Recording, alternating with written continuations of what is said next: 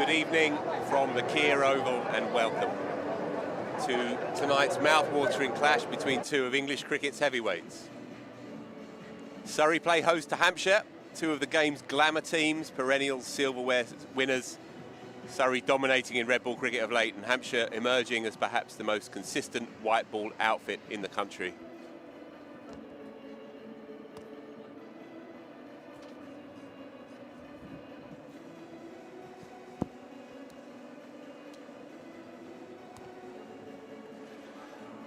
As we stand, folks, the ground is dry and we're hopeful that the squally showers which have swirled around the city today stay away and we get a full game in. Of course, these two sides are as glamorous as they get in English cricket, and both sides are running into some very tidy form in the early stages of this year's Vitality Blast. Hampshire 1 from 1 and Surrey picked up a very, very useful win just a couple of days back against Glamorgan. So here are the 11s.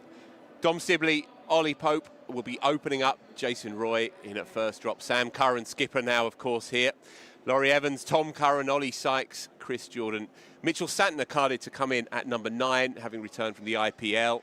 Nathan Smith and Dan Worrell. That is a seriously good starting 11. And Hampshire, the visitors, who have won the toss and will bowl first. James Vince, skipper as ever, of course, of the Hawks.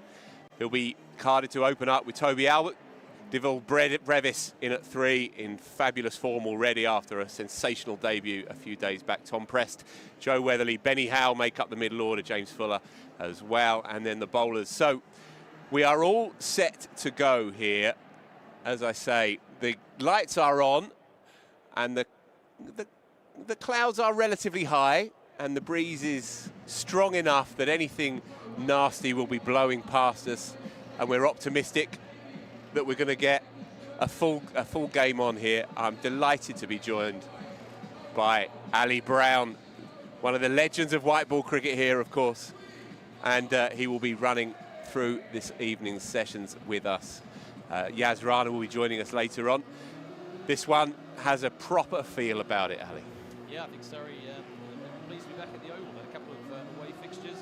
The first one against Somerset, obviously a 50-50 call and didn't quite go their way, but getting back on track at Glamorgan. But they'll be really pleased to be back here at the Oval. The pitch looks a good one. The women's game produced over 200 for Surrey, and hopefully more of the same for the men tonight. Yeah, so as Surrey's openers make their way to the middle, Hampshire in the huddle.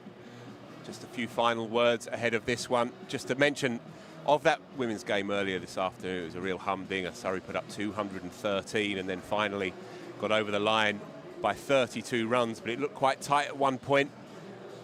Excellent game to get things going here. Crowd still building in.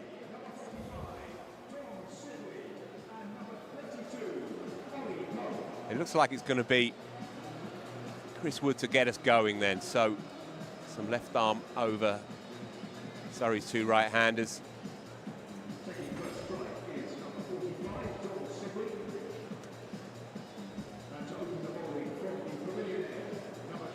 Hampshire boasting a seriously good pace attack. Of course, John Turner will be seen later on. Scott Curry as well, a homegrown talent.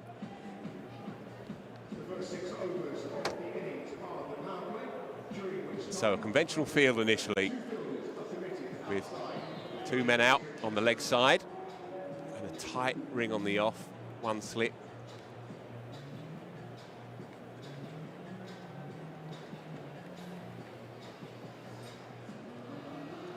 With Dom Sibley to face up first up, and Ollie Pope as well, promoted to open the batting this year with Jason Roy in sparkling form. He's carded to come in next on the back of a 95 and a 69 already this year. 11 sixes Jason Roy's already deposited in this tournament. We will see him, one assumes, later on this evening. False start.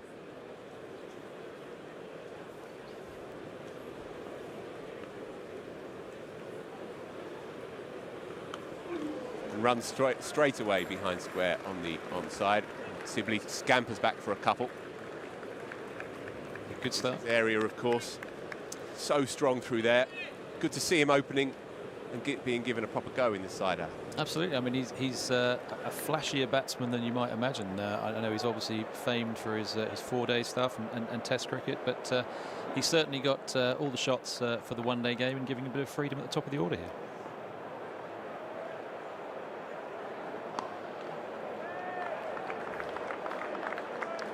He started in fabulous form in red ball cricket this year. There's Dom Sibley, shown not just stickability and patience, but a full range as well. He's been especially strong down the ground. He's just enjoying expanding his game week by week here and given this opportunity to really stamp his mark at the top of the order. That's tickled fine. Long leg will get round, but they'll come back for another couple, and so Sibley already into his work. Nicely tucked around the corner, and I think, as I said, watching the women's game earlier, I think the first few overs we'll be looking to find out what a par score is, and I think it'd probably be 180 plus, getting up maybe towards the 200. But yeah, they look for a strong start, and Dom's tucked those nicely off the first couple of balls.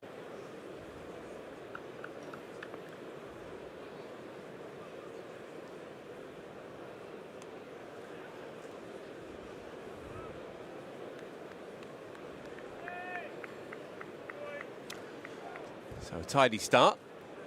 Chris Wood on the money straight away. Pedigree bowler, of course, in white ball cricket. What a servant he's been for Hampshire over the years. Ollie Pope it will be. New role for him. And he's away straight away, beautifully cut behind square. Not much gap, but he's found it, and that runs away for 4 from his first delivery. Lovely start for Ollie, just letting the ball come to him. Just nicely fed through the offside. Wasn't given a great deal of room, but found the gap nicely.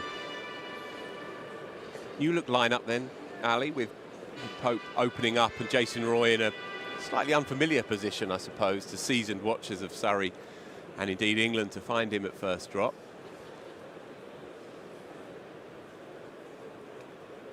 Leg side-ish, just a bit of pad, and so nothing doing, and so Wood gets away with one towards the back end of that over. 9 for no loss then, 1 over in. What do you think about the composition of that batting lineup? Yeah, I mean, look, Jason, they've had him at number 3 for the first couple of games. He's played with a freedom that you felt in the championship side. He wanted to just let the handbrake off, and white balls allowed him to do that.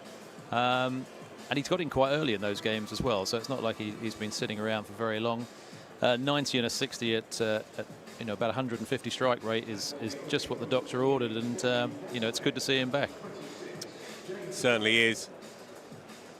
Didn't quite click in red ball cricket initially, but it's a very different game, though, isn't it? Indeed. Red ball cricket. Whether you leave it outside off stump, what balls you play, what balls you don't. Whereas in one-day cricket, you've got that positive mindset, and if a ball that you might leave in 4-day cricket could go over the ropes.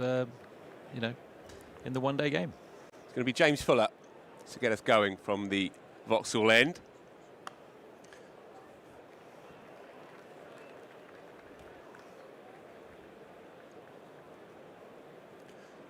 And so, just the one man out on the boundary on the onside at square, and another fielder around the corner in the ring at on the 45, and a very fine deep third.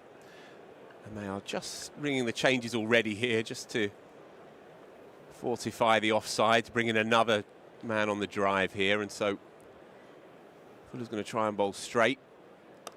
Driven down the ground and timed decently, but not out the screws, but he'll pick up another couple. James Vince, the skipper here. One of the great T20 players, of course, although he has a slightly unpleasant record with the bat here, especially in red ball cricket. Let's hope we see him unfurl some of his style later on this evening. Bit of swing, and Sibley mindful of it. This ball will do a bit initially, Ali. Yeah, it hasn't swung maybe as much as I thought. The first couple of balls were reasonably straight, and yeah, I think that one just holding in the wicket a fraction. First couple of overs, of course, you're trying to find what a good score is without just trying to get a feel for the wicket. And then overs probably 3, 4, and 5, you're starting to sort of push the buttons a bit more. But a good start for Surrey.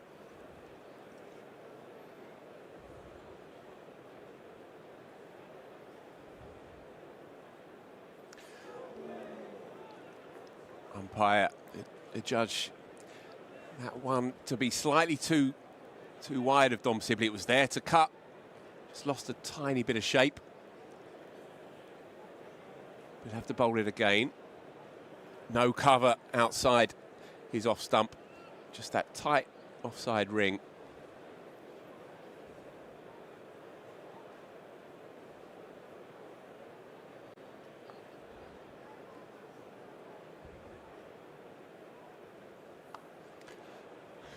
And he had to reach for that one as well. That was there to hit.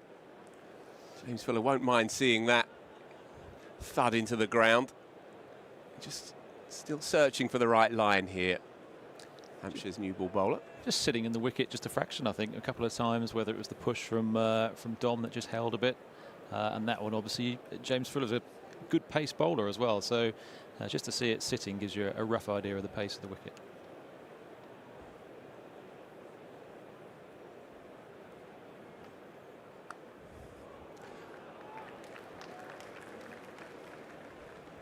Tight lines. He'd be looking in good order as ever through the onside, but he can't beat mid-wicket. Yeah, how did you describe it earlier? Opening batters in the first innings of a T20 and an all-white ball cricket. Minesweepers? Yeah, you're a bit of a minesweeper, just seeing what the pitch is like. You know, first impressions of the pitch is it's a little bit slow. I mean, that shot from Dom there timed it very nicely, but would just show you it's a little bit slower than average. There to hit, and he's gone airborne, and he's gone all the way. First real shot in anger, right out of the screws. Dom Sibley brings up his first 6 of the evening. Surrey with a bit of impetus, 2 overs in, 18 for no loss. Yes, as I say, an opener is going out there trying to find it. Where they would have played at Glamorgan the other day would have been probably a slower wicket, and you come to the Oval, you generally expect a bit more pace. There is pace in this wicket, but it's you can tell by some of the shots it's just holding a bit. That short ball again sat in the pitch a bit, and Dom played that with quite a bit of time in hand. So James Fuller will be a bit cranky with himself. Didn't find quite his lengths in that over. Hampshire have a real plethora of options in their bowling attack, already ringing the changes.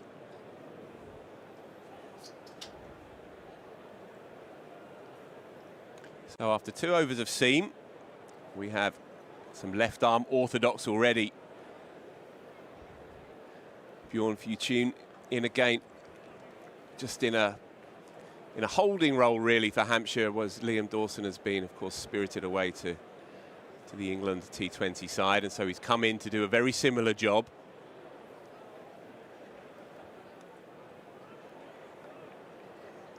Pope happy just to knock it into the onside for a single and let Dom Sibley take an early look at the left arm spinner, just on a 3-match contract for Hampshire. But a canny signing. Real experience in T20 cricket.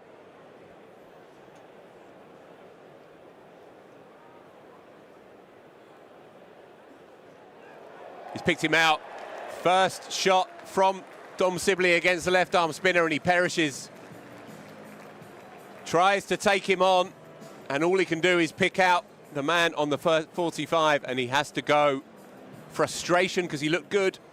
Surrey 1 down for 19. Yeah, looking to work it round the corner with the sweep, and wasn't sure whether to keep it down or go aerial, and has found somewhere in the middle and picked out 45.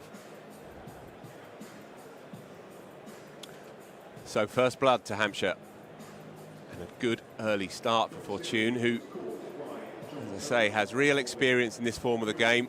Star for Pile Royals out in the SA20.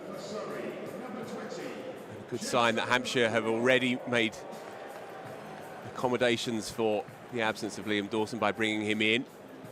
And he struck almost immediately. Jason Roy then, the man in form, the new man at the crease. Shackles are off. White ball cricket is where he really loves to express himself. He's already made his mark in this year's tournament, 92 and 69, 11 sixes already. We're only 2 games in.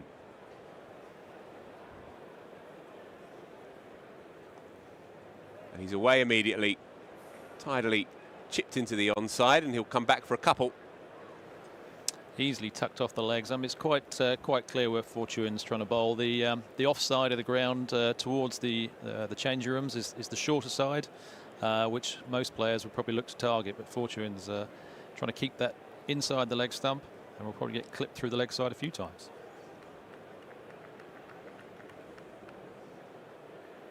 No width again, and Jason taking an easy single, but I think most of the runs will be scored on the leg side, judging by the first 4 balls.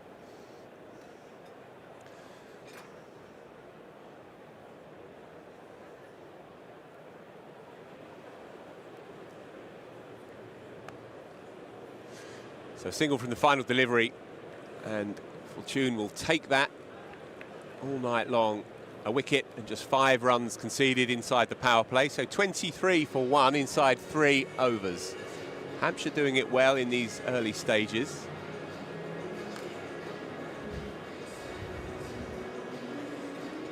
It's not often that you see spin coming on in the 3rd over, is it? A lot of sides tend to go first up, and as a batter, you're often thinking as you're just trying to look to get off the mark. But thought he bowled very nicely there, Fortain. It was an impressive line. He's certainly aware of the players looking to get the offside, and I wonder how long it's going to take before we see Ollie Pope look to reverse sweep, potentially aerially. Jason also a player of that. I wouldn't be surprised to see that in the coming overs. It's going to be John Turner. So changes from both ends, 4 single-figure spells. Down the track, rather loses his shape and cloths it into the onside for a single. Sign of intent, though.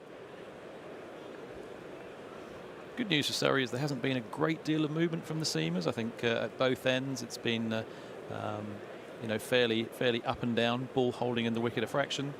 But an even start, you say, at this stage.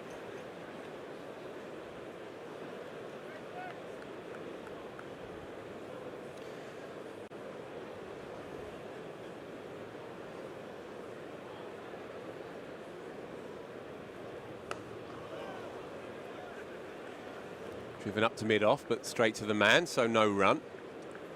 Dispensed with the slip already. A man at a kind of fine gully, if you like. Maybe a 5th slip. On the line of a 5th slip. But not really catching, more try and stop the one. I think that's more for the way Jason Roy tries to play. He likes to run it down to that 3rd man position. Yep.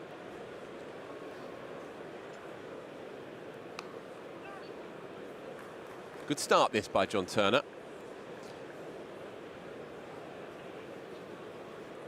Still just getting going really in his nascent Hampshire career, but he's got a lot to offer. England have already had a look at him, of course. He's had some injury problems in recent times, but on his day when fit and firing, you can see why they are so interested in what he can offer. Fast, tall, athletic. It's a longish half volley, and it was pumped hard, but manages to get something on it, and Ollie Pope has to scramble back to avoid the dreaded run out at the non-strikers. Nicely played for no reward. I mean, it's very much wicket to wicket. As I said, I think they would feel that the wicket is just a touch on the slow side, I would say. But that's exactly where Hampshire would want to be hit, straight. He'll take a single this time. James Vince set deep on the edge of the circle, and so very tidy start. Can John Turner get out of this over? 5 deliveries already sent down just for a couple of singles. Will Ollie Pope advance, as we saw from the first ball of this over? Only faced 6 deliveries so far. Can't get it away. Good start this by the visitors. Only played the one game so far in this year's competition, but it was a statement win against a struggling Essex side. But they are a formidable white ball outfit, perhaps the most consistent white ball side in the country in recent years. Stylishly led, of course, by James Vince. Perennial trophy winner, really, in white ball cricket all around the world. So Chris Wood returns for his second over. James Vince keeping us all guessing here. 5-4 offside field. Nobody on the boundary, though, on the offside. So that is where he'll be looking to bowl on off stump. Roy punches it into the onside, picks up a couple.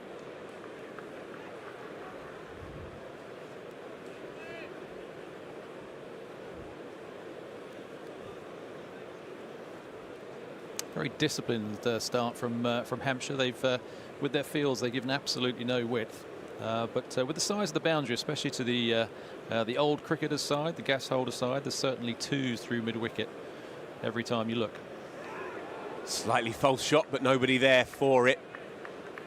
Jason Roy gets away with it. Just maybe sticking it in the pitch again, Ali. Yeah, well, I mean, he's looking at the wicket, and we've seen 4 or 5 times that the ball has held a little bit. Obviously, the bowlers in for Hampshire are a little bit quicker than the women earlier. And just some of the balls, just not a bad pace wicket, but just holding a fraction, which would obviously that sort of wicket would bring the scores down. Engineers, something there. Tidily played as well. Anticipated where Chris Wood was going to put it and finds a gap. Fine of the man on the 45, and so Jason Roy is away here. First boundary. Shot from a man in form.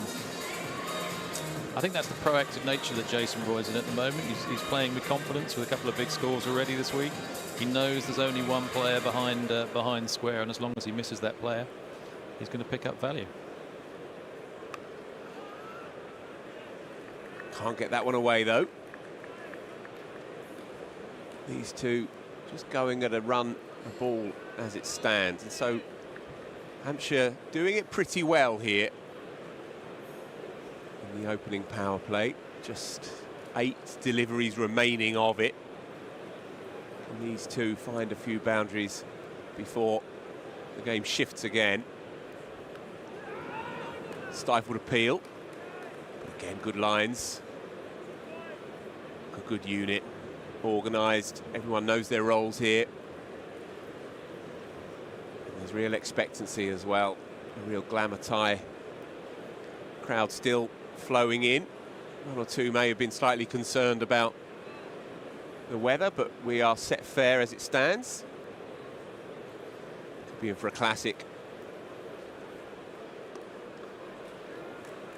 Effortlessly knocked into the onside, but bowling to his field well. They're basically asking to be hit there, aren't they? If they get away with a single there every time, they'd be very happy with that. There's only a couple of balls that you'd say were a little bit loose in terms of a bit of width, which is probably the only wide ball they've bowled, with Ollie Pope running that down finally to third man, and the short ball to Dom Sibley, which he put away for 6. But I think from that they bowled pretty full with 0 width, which has been a very disciplined start from Hampshire. That it has. 32 for 1, then 5 overs in. Hampshire edging the early exchanges.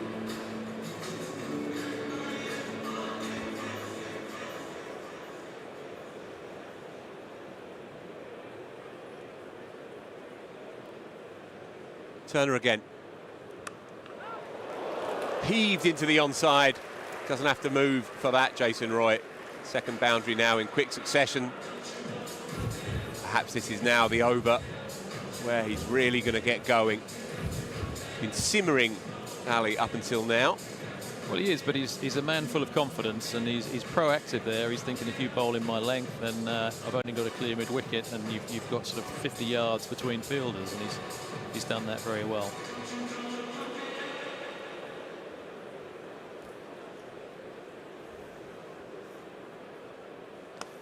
In the slot, driven beautifully, 1 bounce 4. Roy's starting to enjoy himself. That's an outstanding shot. We've seen a slightly slower wicket here, and to time that with ease over mid-off, starting to really open up the shoulders now. What I would say when we're talking about minesweeping is, like, the first few overs, you're now trying to work out what that pass score is. So 5 overs is a general rule of what you're looking to get. And, you know, I don't think 200 is necessarily the pass score, but I think you'd be looking to the 170, 180 as where you'd want to be.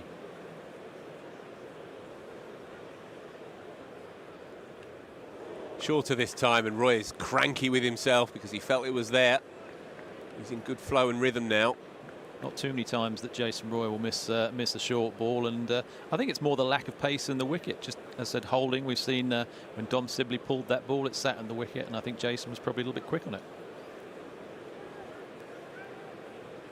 So another man going out now at deep mid-wicket. James Vince tightening the ring on the offside. 2 men now on the hook. Bowling to it.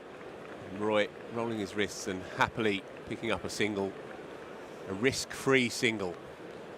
So a couple of deliveries still to go in this power play. It's kept that down with ease as well, which gives you an idea of the pace of the wicket. So Ollie Pope has faced just 7 deliveries. 5.4 overs into this one. Been starved really of the strike. Tries to make amends and almost bisects the field, but scrambling bit of work at cover keeps him down, just down to a single. So be calmed as it stands, Ollie Pope. That won't concern him though.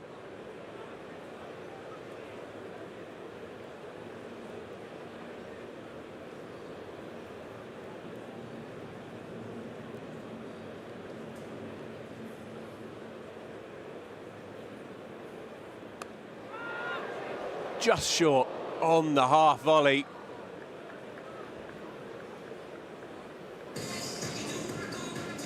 So James Fuller can't quite make it at mid-on, and Jason Roy steals a single at the end of the 6. So 43 for 1. Hampshire edging the early stages. Jason Roy 21, Ollie Pope 8 not out.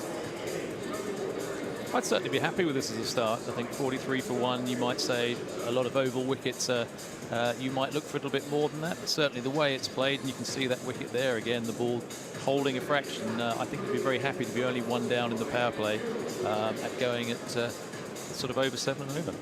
So it's going to be Rana to take over from me. James Vince again ringing the changes. It's going to be Fortain to come back with his left arm orthodox.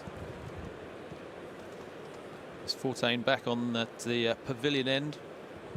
Looking again to work it into leg side.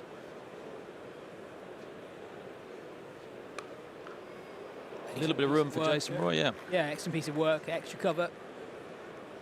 We have, Ali, nearly 40,000 people currently watching the stream, so a warm welcome to all the people tuning in, potentially for the first time on the Surrey YouTube channel. Oh. That's a shot that Ollie Pope played in that famous 196 at Hyderabad, head down, almost sweeping the ball directly over his head. Well, we had Dilshan was here for a few years, and that was very much how he used to play. But Ollie's very good with the sweeps and reverse sweeps. Pope played a blast game for Surrey against Sussex back in 2019, and Rashid Khan was in the Sussex team, and Pope played a sweep shot where instead of putting his left foot forward, he put his right foot forward, and he said it was a shot played purely on instinct against Rashid Khan.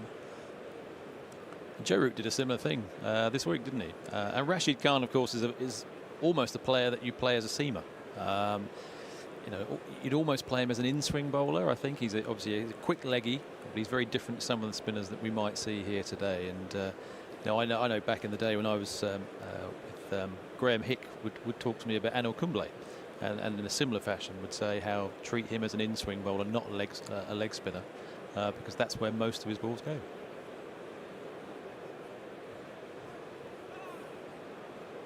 Very tidy start this from Fortain. 1 for 9 from his first 11 deliveries. This is his first ever game playing in an overseas franchise tournament. Played 38 times for South Africa across the 2 white ball formats.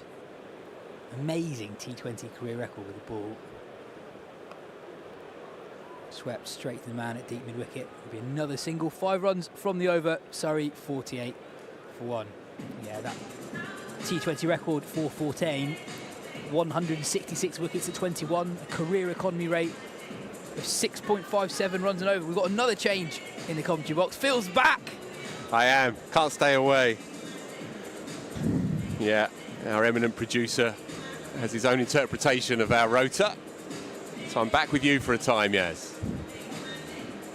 Have fun. Hampshire doing this well up until now. It's been impressive. First sighting of Scott Curry today, the 24-year-old Scotland international. A brilliant season in the Blast last season, but away from Hampshire on loan at Leicestershire, 20 wickets at 18.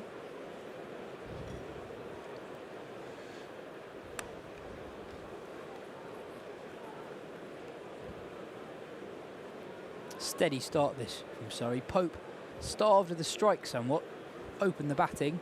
We're into the 8th over of the day. He's only faced 10 deliveries. Saw something similar in the IPL final earlier in the week. Virat Kohli starved of the strike for much of his innings.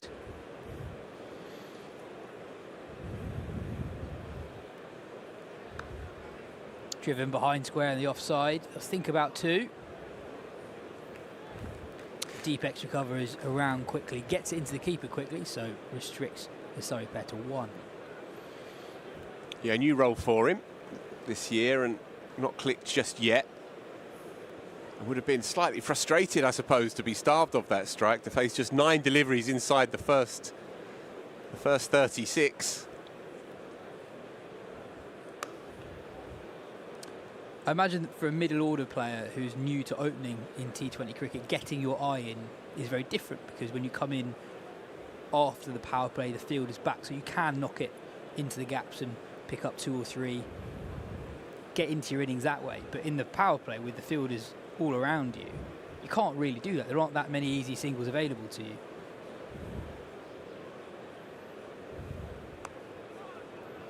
Looking to pinch a strike again. Good little spell this from Hampshire. 5 runs off the previous over, 3 off the 4. First 4 deliveries in this one from Curry. Yeah, they're just a very, very well-drilled cricket team. Very organised. Everyone knows exactly what roles are required of them, and Vince oversees it with absolute ease and control. Pope looks to give himself a bit of room. But a bit of extra bounce. Good carry from Curry. Tidy pace as well. 82 and a bit. We've seen good carry here in South London all year.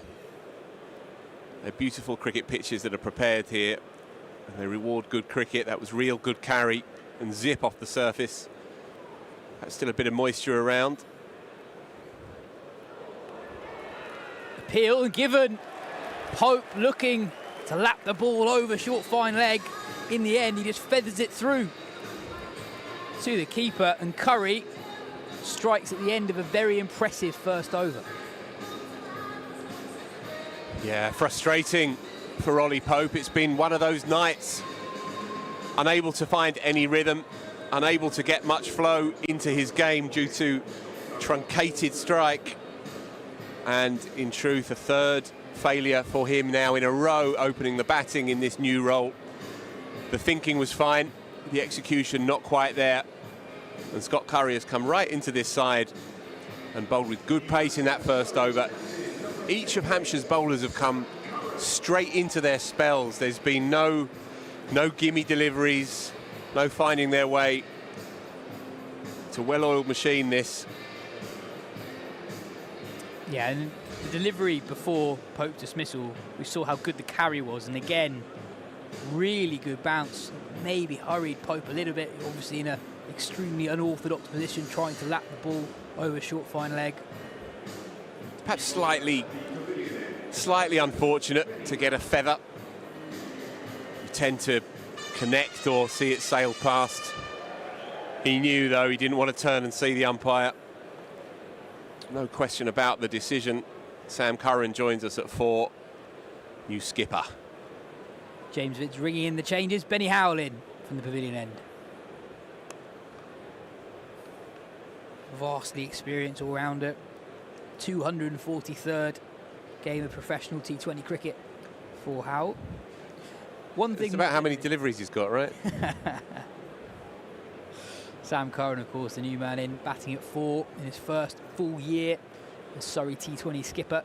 He's had a brilliant year with the bat across all forms of the game, really. Saw him the other week here against Essex in the Championship, impressed with 2 70-odd scores in the game.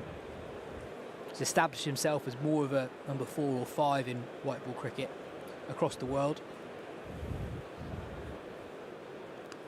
Yeah, I like him in at 4. I think he can control the tempo of an innings much more. He has more breadth, more options. He's also a brilliant middle order player against the turning ball. He's one of the cleanest hitters in English cricket against the slowies. So I think it's a good position for him to develop his game from here and become the main man.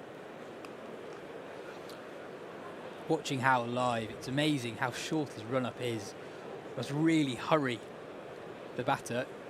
He's not a spinner, although he bowls, as Phil said. He's got loads of variations, loads of cutters. He's coming in from little more than 10 yards.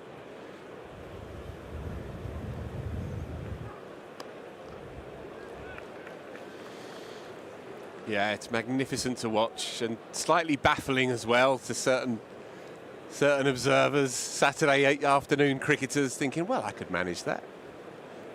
But the numbers are there. There's something magic about what he does. And even there, just changing the angle, going from over to around. A very good over this for Hampshire. 3 runs from it with 2 deliveries remaining, or rather 4 from 5.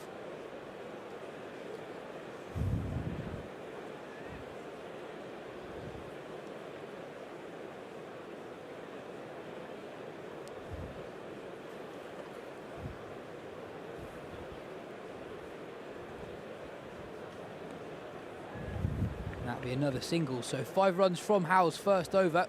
Surrey 56 for 2. Just a general point, Phil, about Hampshire. You mentioned Curry's pace, bowling at 82 to 85 mph in his previous over. Hampshire have a really quite impressive cohort of young quicks on their roster at the moment. We saw Eddie Jack make his first-class debut for England Lions against India A this week. John Turner, who's in action tonight, he's played for England over the winter. Sonny Baker, again, someone who England are interested in. Yeah, they do it well, Hampshire do. They have real depth. They've got an excellent youth policy. They develop their own as well. And they're just a very well organised setup, even just bringing Fortain into the side for Liam Dawson on this short-term contract. Ball goes down the ground and picks up a well-needed boundary for Surrey. Been a while since they last found the rope. And Roy moves into his 30s, 33 from 27 deliveries. His 4th boundary of the evening. Mid-off up, and Roy took him on first ball. Yeah, and as we approach the halfway point here, Jason Roy recognising he needs to make a play or two. Hampshire have had Surrey exactly where they want them up until now. It's not necessarily, as Ali says, a 200 pitch, but still, these two are going to have to find another gear here, you fancy.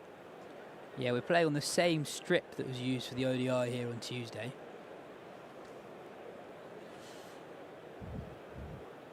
And Surrey going at just over 6.5 runs and over as we approach the halfway point.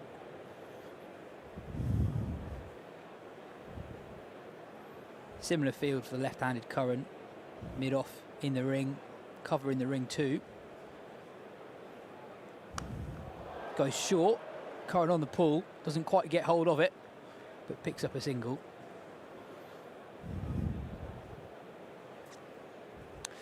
Yeah, it's an interesting option by Fuller to bang it in without a man at deep mid-wicket, but if you can get the line right, then it brings long on into play.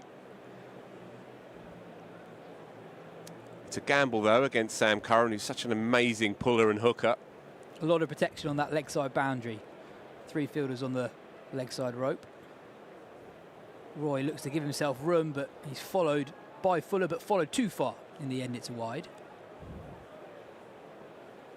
You can see what Roy was doing, though, with that protection on the leg side boundary. There's boundary scoring options on the offside. If you can get past or over Vince at cover, there's a chance, but Fuller's bowling straight here, and Roy trying to give himself room to access the offside. Stays still this time and pulls hard, but it's well fielded by deep backward square leg.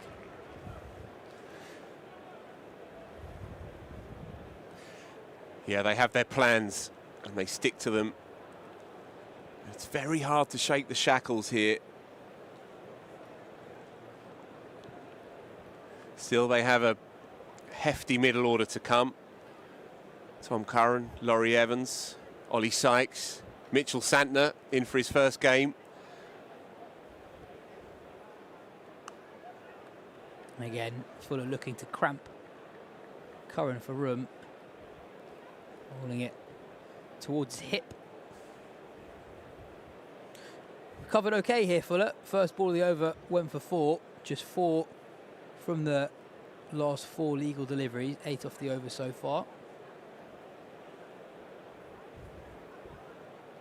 1 ball before the halfway point.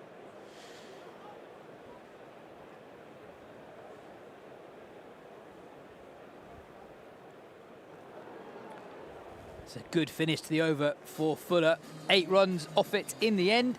Surrey 64 for 2 at the halfway point. Definite pace and carry, though, in this track. Evident at the halfway point of this innings. Hampshire's seamers have got real purchase off this surface.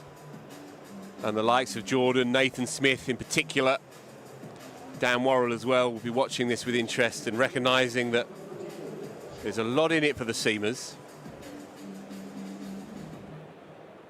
Change of ends for Curry.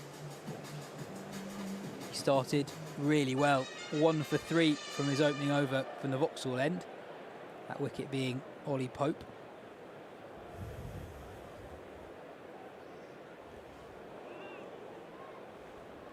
Roy looking to access the leg side. Doesn't quite get hold of it. Yeah, definitely looking to make a play.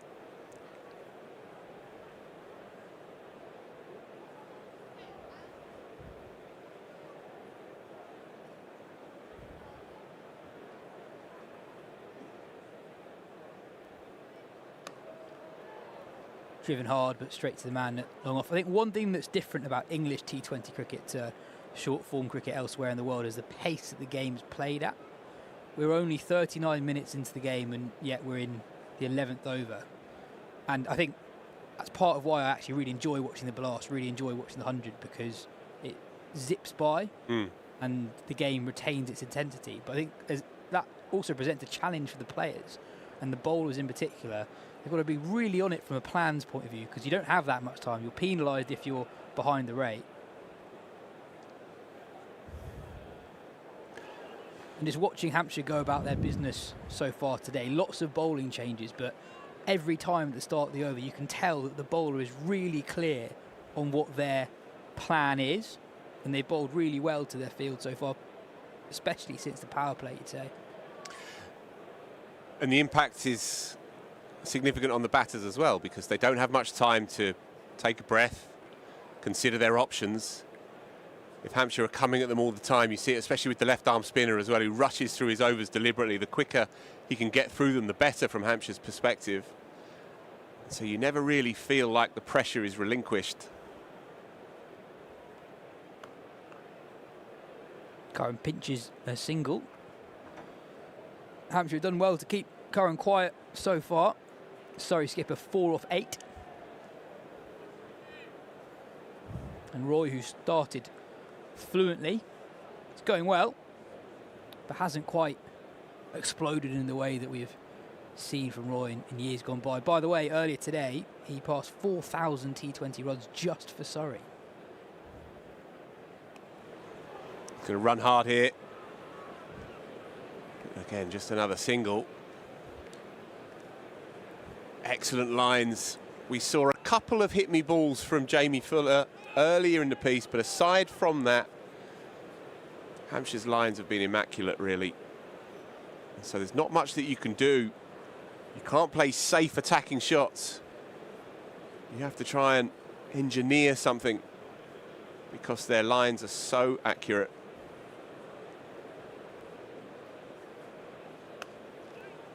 Point Another in fact again. very good over from Curry, just 3 runs from it. Surrey 67 for 2 after 11. And also their lengths, Phil, there's been barely anything full since the power play. Yeah, and we've seen this with Hampshire here before, actually. We did a game 3 years ago, one of John Fuller's first ever games, and explores the middle of the pitch as a matter of course. And I think with that extra pace that you tend to get here in South London, there's value in it. It's a big playing arena here as well. And so if you've got something about you as a seamer, then you fancy your chances. Really testing my memory there, Phil, asking me about a James Fuller spell from a game 3 years ago. They always come and perform here in white ball cricket. Less so in red ball, in fairness. It's a bit of a bogey ground for Hampshire in red ball cricket. Turner back into the attack from the Vauxhall end. Roy goes aerial, but doesn't quite get all of it. And Turner strikes. Roy gone for 37. It's a wicket that's been brought by a sustained spell of pressure from the Hampshire attack. They've kept the Surrey batters quiet. And at the start of the 12th over, Hampshire have their 3rd wicket with just 67 runs on the board. Yeah, it's been an excellent performance. All round, every bowler's been on the mark. John Turner especially, and he deserves that wicket. Joe Weatherly, just for a moment, looked like he'd slightly misjudged it, but then settled himself under the high ball, and in the end it was quite a simple catch. And so Roy, having simmered away, has to go for 37. Surrey in a slight pickle here, slightly behind the ideal rate with 8.5 still to bowl, and only 67 on the board. Laurie Evans, a couple of quiet games coming into this one, but a storied player, of course, and if he gets going, then it'll be a very different look to this innings yet. It's a really big wicket for Hampshire. Roy's been Surrey's form player so far in the Blast. We're only 3 games in, but he's gone 92-57 in the competition so far. Evans, the new man in. Slightly different field for him. Deep mid-wicket, who's just taken the catch, has come into the ring. Fine leg has gone back. And that man at mid-wicket with an excellent piece of fielding first up. Prevents a single. Turner, someone who England really like. He's been in several England squads over the last year or so. Finally made his debut on that tour of the Caribbean over the winter. Played 2 ODIs, 2 T20s.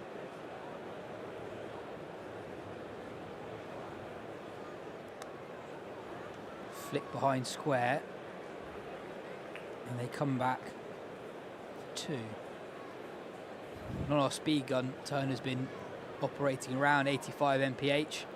We've seen a lot of high calibre international quality seamers on show here at the Kia Oval this summer in the Championship, and not many bowlers have been bowling north of 85 consistently.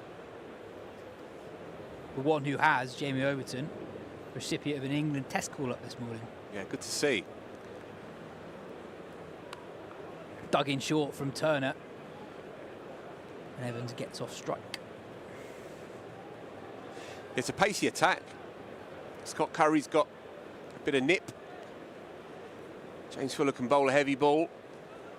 Chris Wood is more on the medium side of medium fast, but immense experience, of course, and John Turner is a quick, as Yaz says, with international aspirations, and you can see why. He looks like a real natural athlete, natural fast bowler.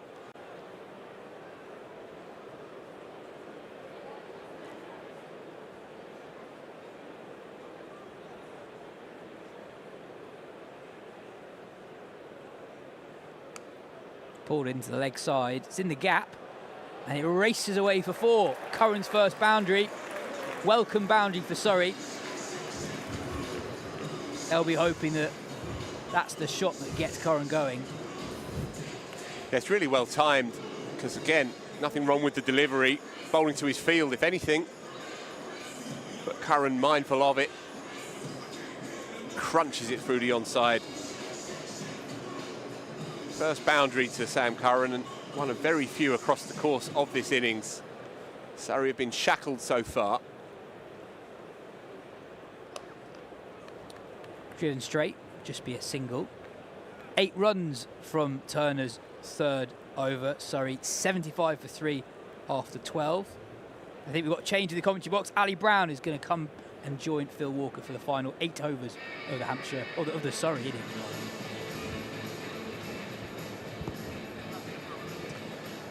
Win a cruise with Ambassador.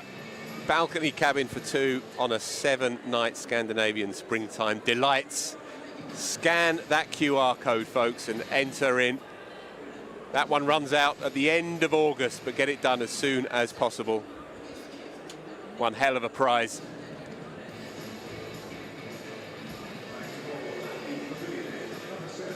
Also courtesy of Ambassador Cruise Line, Surrey supporters can claim a 5% discount on all no-fly sailings when using the discount SC5. Thanks to our friends at Ambassador Cruises. Benny Howard it is.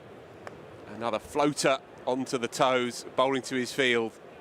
Sam Curran scampers back for a couple.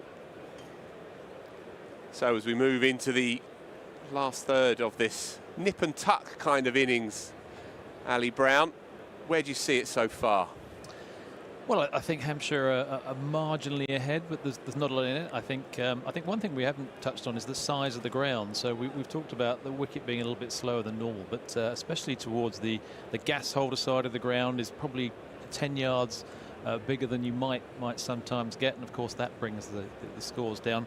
The thing I would say that when you have those bigger grounds, bigger sides of the grounds, that's when you're looking for your gaps, generally at mid-wicket for your 2s. And if you pick up 6 of those, you're getting 12 and over. So it's not all about just smashing it into the crowd. Kia haven't actually given away £1,000 yet, and unlikely to at the moment. But yeah, there's 2 at mid-wicket if you can just get it onto the circle.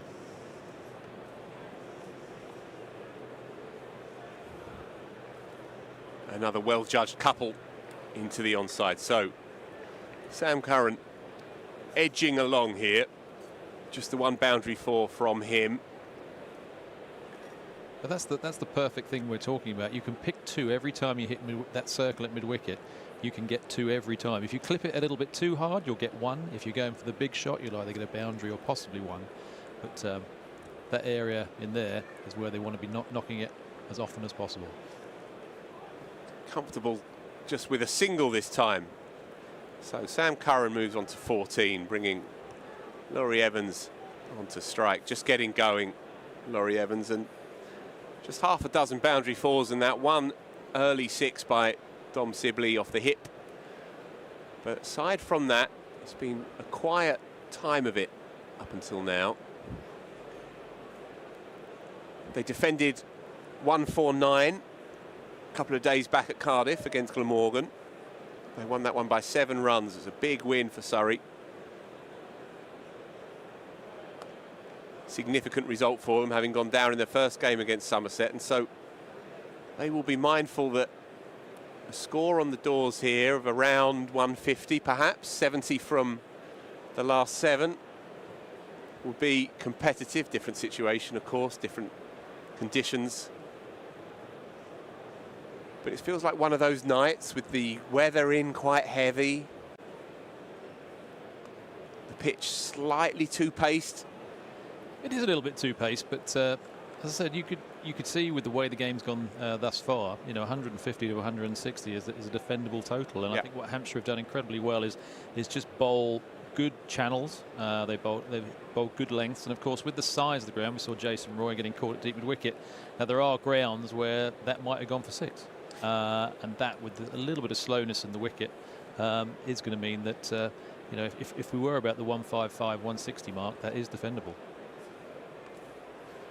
Benny Howe does what he does, drops it on a sixpence and picks up, gets through another over with no damage at all. He will take that all night long. So Hampshire continue to turn the screw here.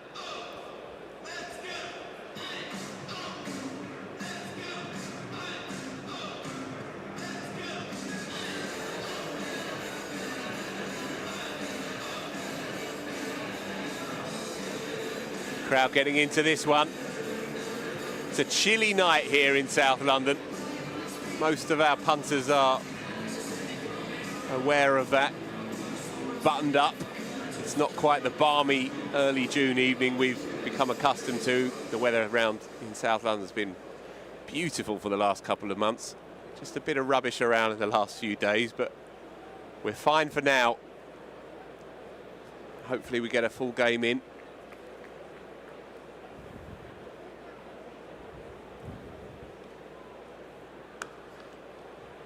Fuller then into his third over, bowling again to his field. The lines that these seamers have produced have been bang on. You do feel that Surrey need to sort of press the accelerator in the next over or two. I think if you leave it another 2 or 3 overs, you've got seven wickets left in the bin. I think the odd boundary and some hard run twos. I think we need to be pressing at 10 and over from here on in. Yeah, Tom Curran carded to come in next. Ollie Sykes, good young hitter, come up through the ranks. And then a very useful, explosive tail, really. Chris Jordan, Mitchell Santner, Nathan Smith, and Dan Worrell even can throw the long handle if needs be. And so there are runs throughout this 11. 7 wickets in hand, so one would feel like now would be the time, but it's easier said than done against this attack. I think if you try and go right at the end, with the size of the boundaries, you could get a few men caught in the deep, and that could slow the run rate down further. So it's staying aggressive throughout all of these overs. There's plenty of wickets in hand. It's not as if they're 5 wickets down, so there's plenty to be cheery about. And I think if Surrey can put together 20 in the next couple of overs, I think they won't be in a bad position. I think we shouldn't always look at the oval as being a 180 a track. I've seen quicker wickets than this. There has been a bit of rain around over the last day or two, and I don't think they're in a bad place at the moment. But I think a few boundaries will ease the pressure.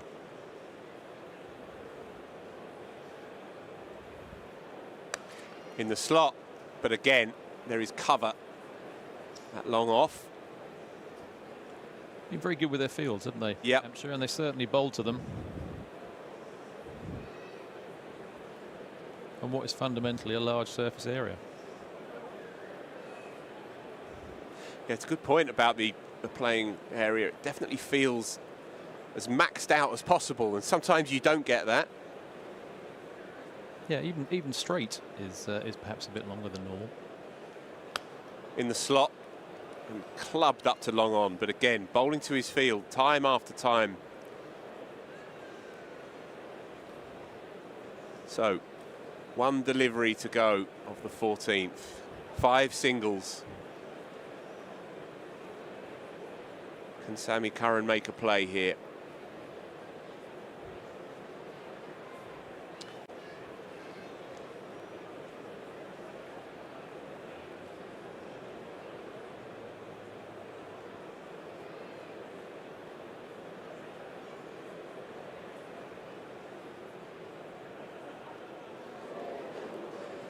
Made a miss then, and so another one ticks by. 14 gone, 88 for 3.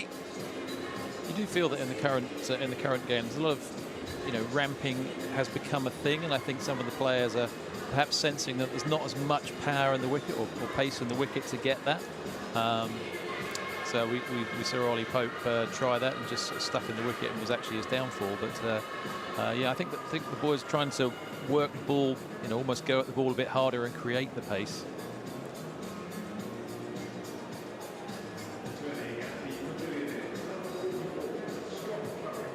So, Scott Curry back into the attack. Been brilliant up until now. 2 overs, 1 for 6. Laurie Evans unable to get too much of it, and so just another single into the onside. It's bowled with good pace and discipline as well.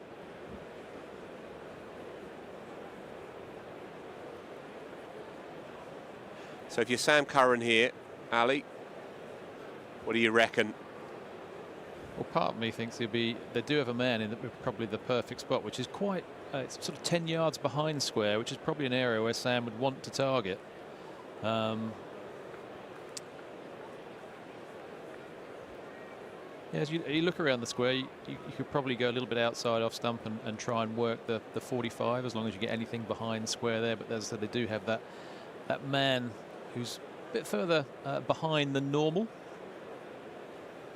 Because again, it's trying not to negate the twos. There are plenty of twos out there if they can just find the gaps.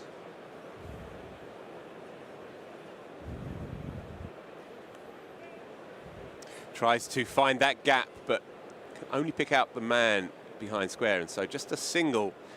Just signs with Sammy Curran that he's getting just a bit frustrated. Lost his shape on a couple in recent overs. Just can't quite shake it yet. Can't find that rhythm and flow. It's out there for him. I think at this point of the game, you are looking for the boundaries, trying to eye the boundaries, but sometimes in doing so, you do tend to overhit. And a point, in fact, right there. Laurie Evans looking around to wonder if that might have been beyond his reach, but umpires say there's nothing wrong with it. Again, good pace. Really impressive, this. Scott Curry, Scotland international, of course. He's 24 years old. Brought up through the Hampshire system, one of many. Tries to create something, and again, doesn't come off. Between body and off stump. You can sense it in the crowd. There's a hesitancy around the place here, waiting for something to give. I think the area to target is behind square on the offside. If you can create some room, backward point, anything aerial, you're going to get 4. The man on the sweep is 10 yards square of that, so just get inside the ball. Another slower ball and another single. The strangle is on here. So 3/4 of this innings gone. 91 for 3. Fascinatingly poised, this. As Ali Brown rightly says, this isn't necessarily a 200 pitch. Is it a 150 pitch?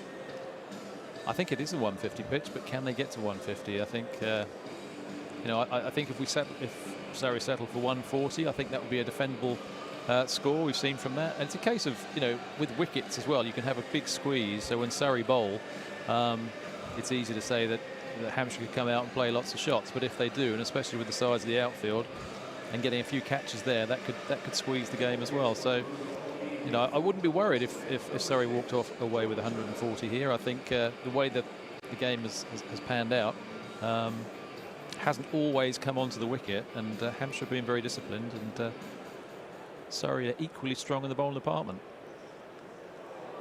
Much needed boundary, not where he intended, but he will not mind one iota. Laurie Evans frees himself up at just a touch. John Turner banging it in, but just wide enough for Laurie Evans to free the arms. Is that the catalyst, perhaps?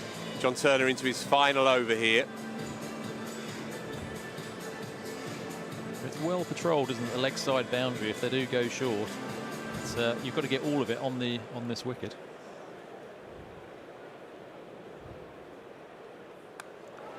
High on the bat, deep square, just shy.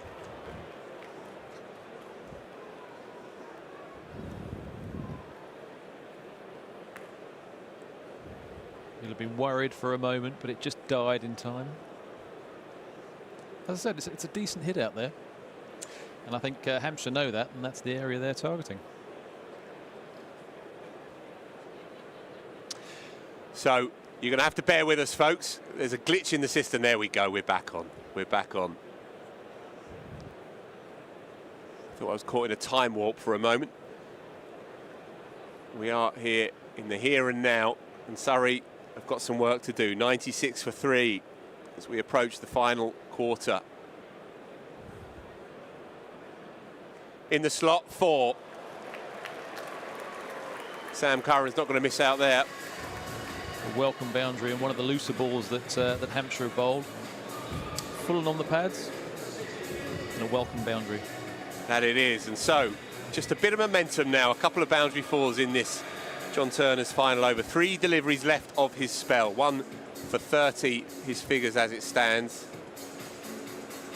Can these two win these final 3 deliveries and just get a bit of a push into the last 4?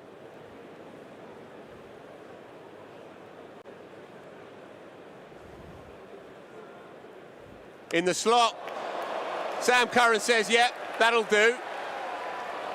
20 yards back onto the concourse here at the Kia Oval. Effortless, beautiful, imperious by the skipper. And maybe now, Ali Brown, he's ready to go. Well, that was a great shot. Well timed. Unfortunately, Kia won't be giving away £1,000 for that, but it was a very well timed shot. Held his position well, and yeah, a very good over for Surrey. Yeah, right down the steps to the walk through the walkway that was. They're still trying to find the ball. A few punters are looking to help out. Sam Curran's so good, he's even got the sponsors back. We're still trying to locate this. It did go through, it did go down the steps. Yeah, went right down the steps. If you can picture here at the Kia Oval. Packed crowd at straightish mid-wicket, long on. And they're still trying to find that ball. They're all having a look.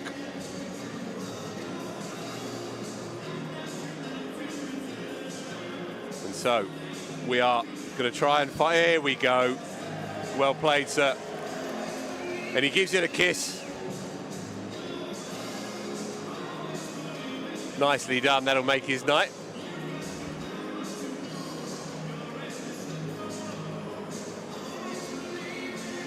And so we are back on with the original ball.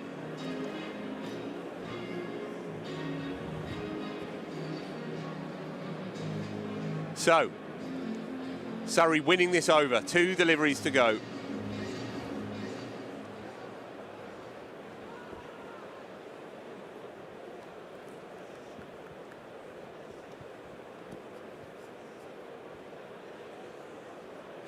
John Turner in again. Curran. That's even 2 in 2.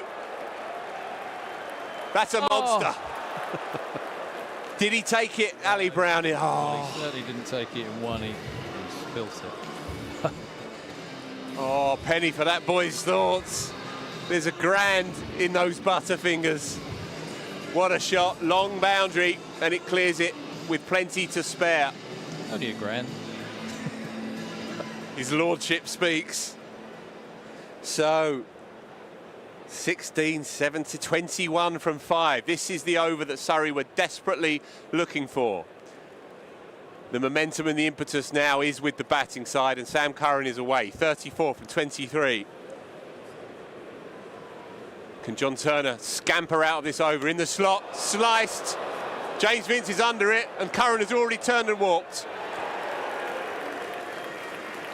Well, an anti-climax at the end of a dominant over. Sammy Curran has to go, and he is furious with himself. It was there to hit. Well, he's furious because he's timed the previous 2 brilliantly, and he's looking to play that captain's knock. That's really going to take him to a very good score. It's been a brilliant over, 21 off the over, and I still think more than a par score is definitely possible. They've got plenty of wickets in hand, and I think just shown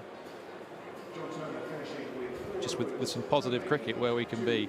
But they bowled length there, and that's the sort of length that can go. So they bowled very well. That was probably one of the looser overs of the evening, but brilliantly put away by Sam Curran. He'll be livid to have gone, but it's a good knock from the captain.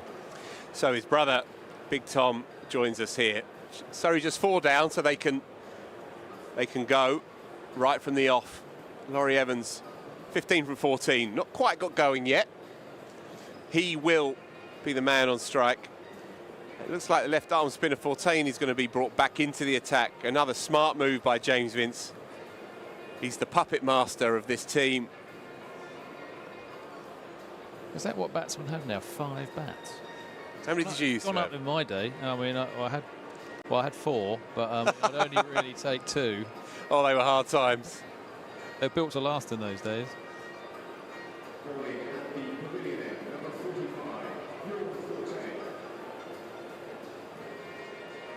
So, maybe the change of bat will bring about a change of rhythm for Laurie Evans. Surrey needing to go. Yeah, the reverse sweep is on. We've seen Fortain look to target that leg stump and really cramp the room. But 2 men behind square on the offside and 1 on the conventional 45 on the leg. And one of them's in the business. Oh, in fact, dives over it, so that will run away for a couple. First bit of untidy work in the outfield all night long.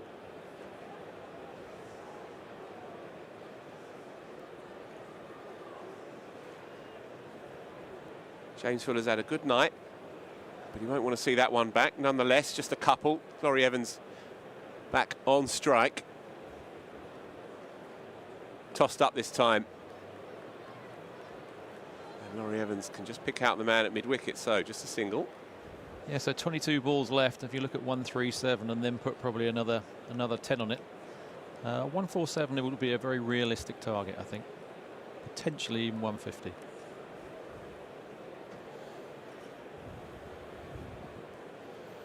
Tries to give himself room. Tom Curran, but loses his shape. Dot ball. He's bowled well here, hasn't he? Because that deep mid-off is a very achievable area. It's probably the shortest area of the ground to find the boundary. He's hidden it well. Runs hard. Like Curran was up for it, but Laurie Evans would have been running back to the non-strikers and was not sure that he could back himself. Excellent third over by Fortain. Bowled 2 overs as well up front with the field up. An excellent first outing for the South African left armour. And he'll take that as well. Brilliant stuff. Frustration for Surrey that the left-hander Sam Curran isn't there to try and exploit the left arm spin.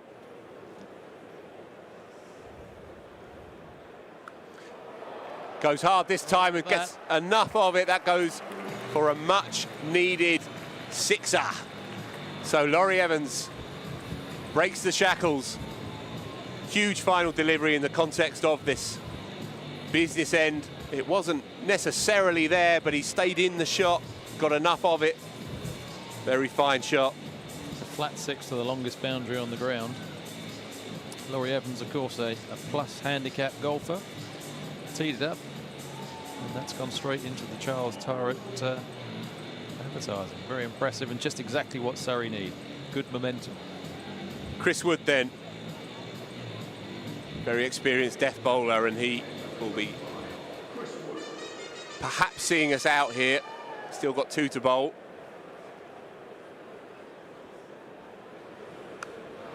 Off the hit hard, but straight to the man. Joe Weatherly's not going to miss that. Another plan falls perfectly into place for Hampshire. They bowl to their fields, they set them cannily, and they very, very rarely deviate from the script. Tom Curran has to go.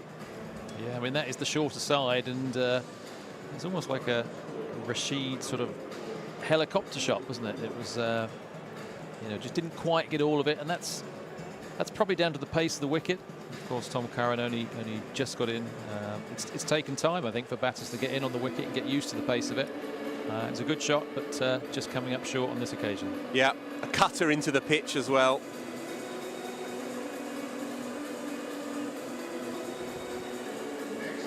Sorry, we've got to keep the faith here.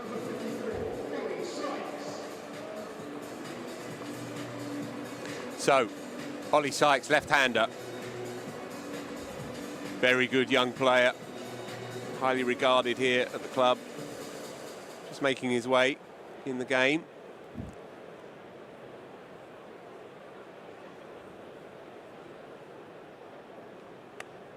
He's away straight away. Harrying deep mid-wicket, but Laurie Evans says, no, leave it to me. So again, another cutter into the pitch, taking some pace off it. Hard to get away with a field set square and deep.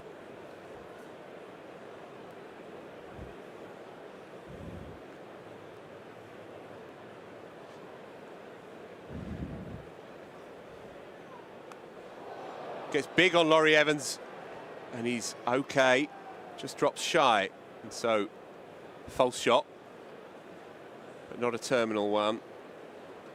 Brings Sykes back on to strike. Laurie Evans just rehearsing that attempted pull. Only really got the one away, that sweep in the previous over. Needs a couple more here. That's experience at early stage in his career. It's very, you know, to see Chris Wood trying to bowl when the batter isn't ready. Good that he pulled away. Got all the tricks. Yeah. He is in now. Driven to mid-off and taken. That's an excellent grab. Scott Curry's had a good night. Been brilliant with the ball and very tidy there with the hands. Ollie Sykes comes and goes. Tiny bit unlucky. Yeah, he's hit that well, just a little bit flat, couldn't quite get the elevation. Get another good catch from Hampshire, who've been good in the field tonight. They have. Chris Jordan is herring out. He's already basically meeting Laurie Evans at the middle, and so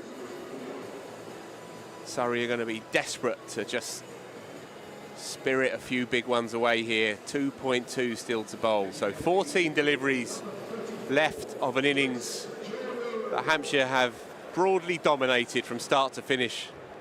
They edged the opening 6. They've been tight in the middle overs, and just with that one exception, the John Turner over that went for 22, although he did pick up Sam Curran from the 6th delivery of it, they've been immaculate. Chris Jordan's away with a quiet single. Well, he's done the right thing to get Laurie Evans back on strike. I think the thing is, you're obviously looking for boundaries, but at the same time, you don't want to negate, you know, losing your shape, and you know, in doing so, you can pick up a dot ball or.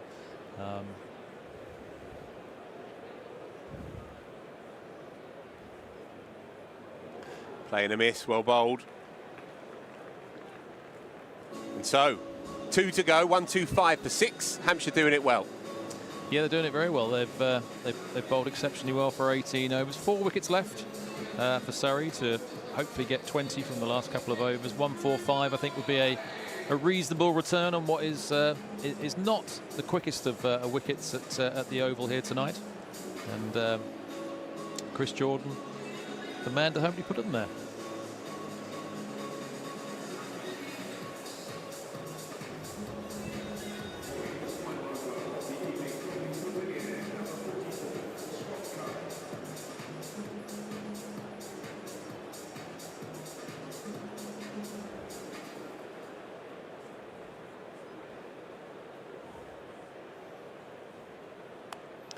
Jordan skewed into the offside, but drops safe, and he'll pick up a couple.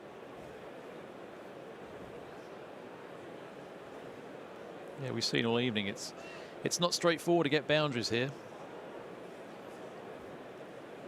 but I do think a bit of room outside the off stump could potentially be rewarding for backward square. Is a good place to go.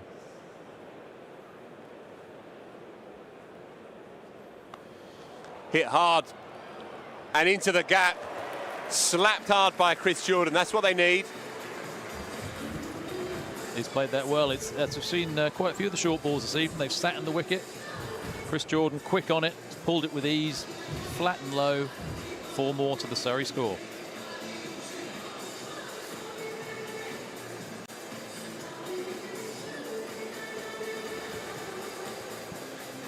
10 deliveries to go, 6 from 2 already in this over. So what's Curry got in response? That. Jordan perhaps overhitting slightly, losing a touch of shape.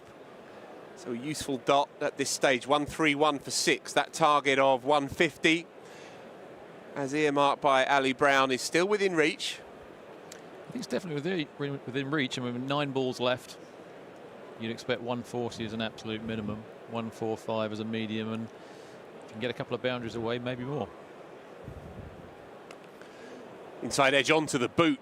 He's able to hobble up to the non-strikers for a single.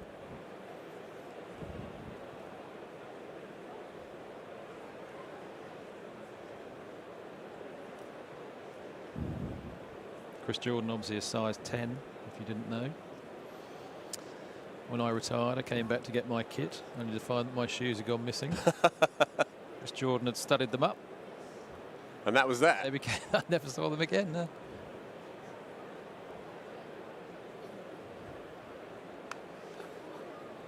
Cuffed away to the man on the offside boundary. Just another single then. Laurie Evans never been quite able to fully unfurl his range this evening. 26 from 21. It's been difficult, hasn't it? There'll be some Surrey supporters probably thinking 133 at this stage is not enough, but it's certainly not a long way away from being short of the target required. Airborne, high, who wants it?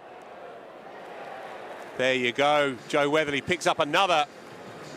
Make that 3 catches in the innings now. He's got good hands. Judges another one tidily, and Chris Jordan has to go. 7 down now, 1-3-3.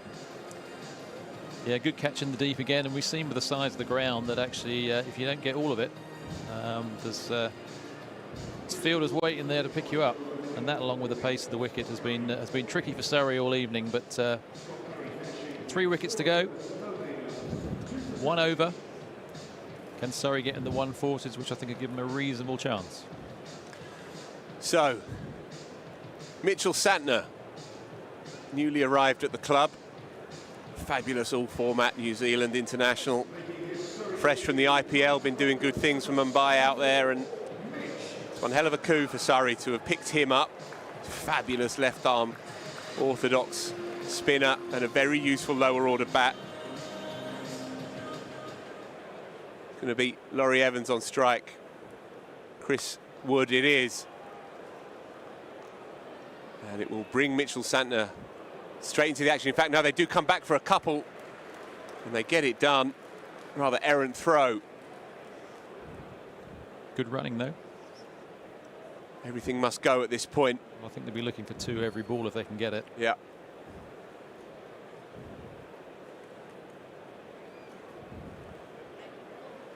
So Evans retains the strike. Carves into the offside, but flat and hard straight to long off. Slight misfield. No damage done for the visitors, just a single. He's a bit unlucky though, he's actually hit it too well to deep it off. If he hadn't hit it quite as well, he'd probably get back for 2. But I think Surrey, they know they need sort of 145, 150 to give them a good chance. They are targeting the boundaries, but if doing so, it can be difficult.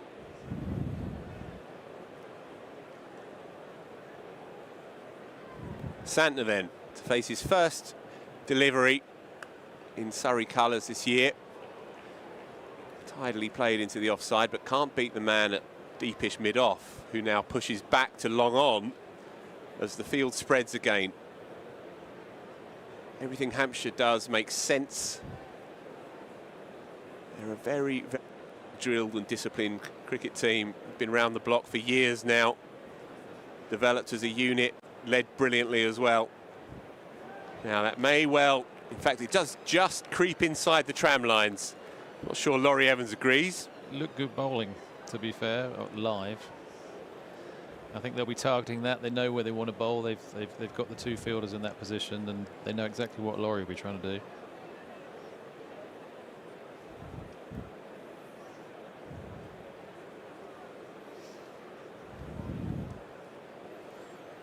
Oh, it was marginal. 2 to go. Same slot, different result. Beautifully played, much needed. Great shot, very well timed. 74 miles an hour, and he's hit that very well over extra cover. It's a long way out there. It's one of the largest parts of the ground. Just free the hands. Always been very easy on the eye as Laurie Evans. He's a stylist, especially through that region, through the covers. 1 delivery to go. Can he just bring a bit more impetus into the mid-innings break? The answer is no. A dot ball to finish. Sums up Hampshire's discipline and Surrey's frustrations. Nonetheless, they do have a score on the board. 1-4-1 for 7. A couple of days ago against Glamorgan, they defended 1-4-9. So they know how to get it done. They certainly have the bowling attack, the versatility and variety in that bowling attack to get it done. Nonetheless, Hampshire will be very, very pleased with their evening's work in the field. They've been outstanding and disciplined and classy. So a quick run through the card. Dom Sibley and Ollie Pope got things going. Sibley looked good initially. Cleared the ropes in the second over, but then perished against the left arm spin of Fortain. Caught round the corner for 13. Ollie Pope didn't really get going in truth. Went for 11 to give Scott Curry his first of 2 wickets. Jason Roy and Sam Curran came together. Roy looked good for 37 before hitting one up to deep mid-wicket, and Joe Weatherly took the first of 3 catches in the outer. He went for 37. Sam Curran perhaps played the best innings of this card, 34 from 24, and just as he was really getting going against John Turner, he stuck a couple out the ground, one down the steps here at long on, and then he perished to John Turner. Turner picking that man up, and then Laurie Evans, 33 not out. Curran, Sykes and Jordan all perished 1, 1 and 8. Hampshire's bowlers, well, they dovetailed beautifully.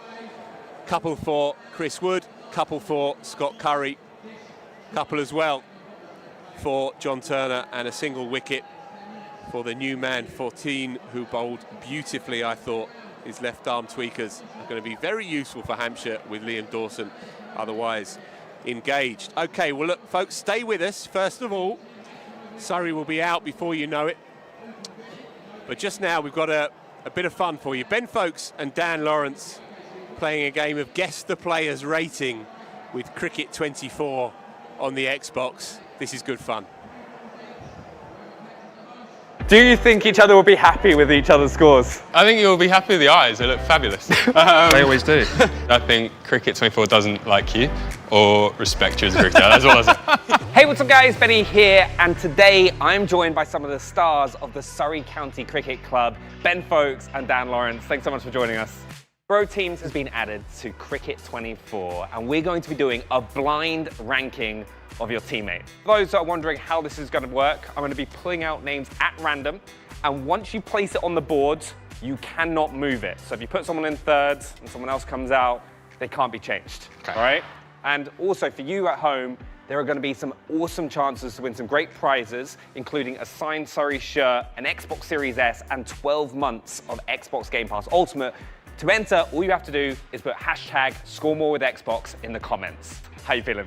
Nervous. It's not the easiest thing to put someone smack bang last, one of your teammates. So we'll have to buy some coffee to make it up to people, I reckon. First person we have is Will Jacks. Oh, come out hot. Right, 1 to 11. Where do you think, and remember, this is his overall rating, right, in Pro Team. What do you reckon? Should we slot him in at? I think 4. Slot him in So at give us 4. a little bit Give you a bit of of wiggle room. Yeah. Right, so we'll put Will in 4th, all right? Chris Jordan. I reckon we can slot CJ in at 5. Tom Curran. I think we fill up the middle Fill up first. the middle? Yeah, 6 or 7? Put him at 6. 6. Put him Right, at Go 6, all right.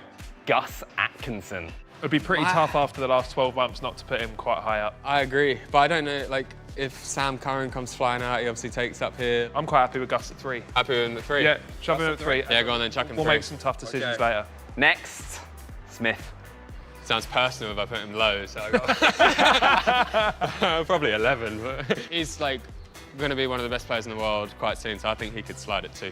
Yeah, let's go for it. Let's go Right. 2. J-Roy. Is that one of England's best white ball players? But I mean, I'm reserving that if Sam Curran comes out of the pack. Yeah, let's put him at 8. 8, yeah. Let's put him at 8. Ollie Oh, Pope. Pope. Jeez, I forgot about Popey. Oh, goodness gracious. Got to be 7. I think he's got to go 7, It's and gotta then be we 7. just got to bite the bullet. Pope in at 7. Evans. Another unbelievable player. I think we need a little wiggle room at 9 still. I think 10. Sorry, Loza. You've got yourself. I'm happy to take 11. That's a good, it's Right, a good wait, pack wait. of players. Straight down. You said last 12 months as well, and it's not gone well for me, so stick me down there. Get that in there. We've got 2 more.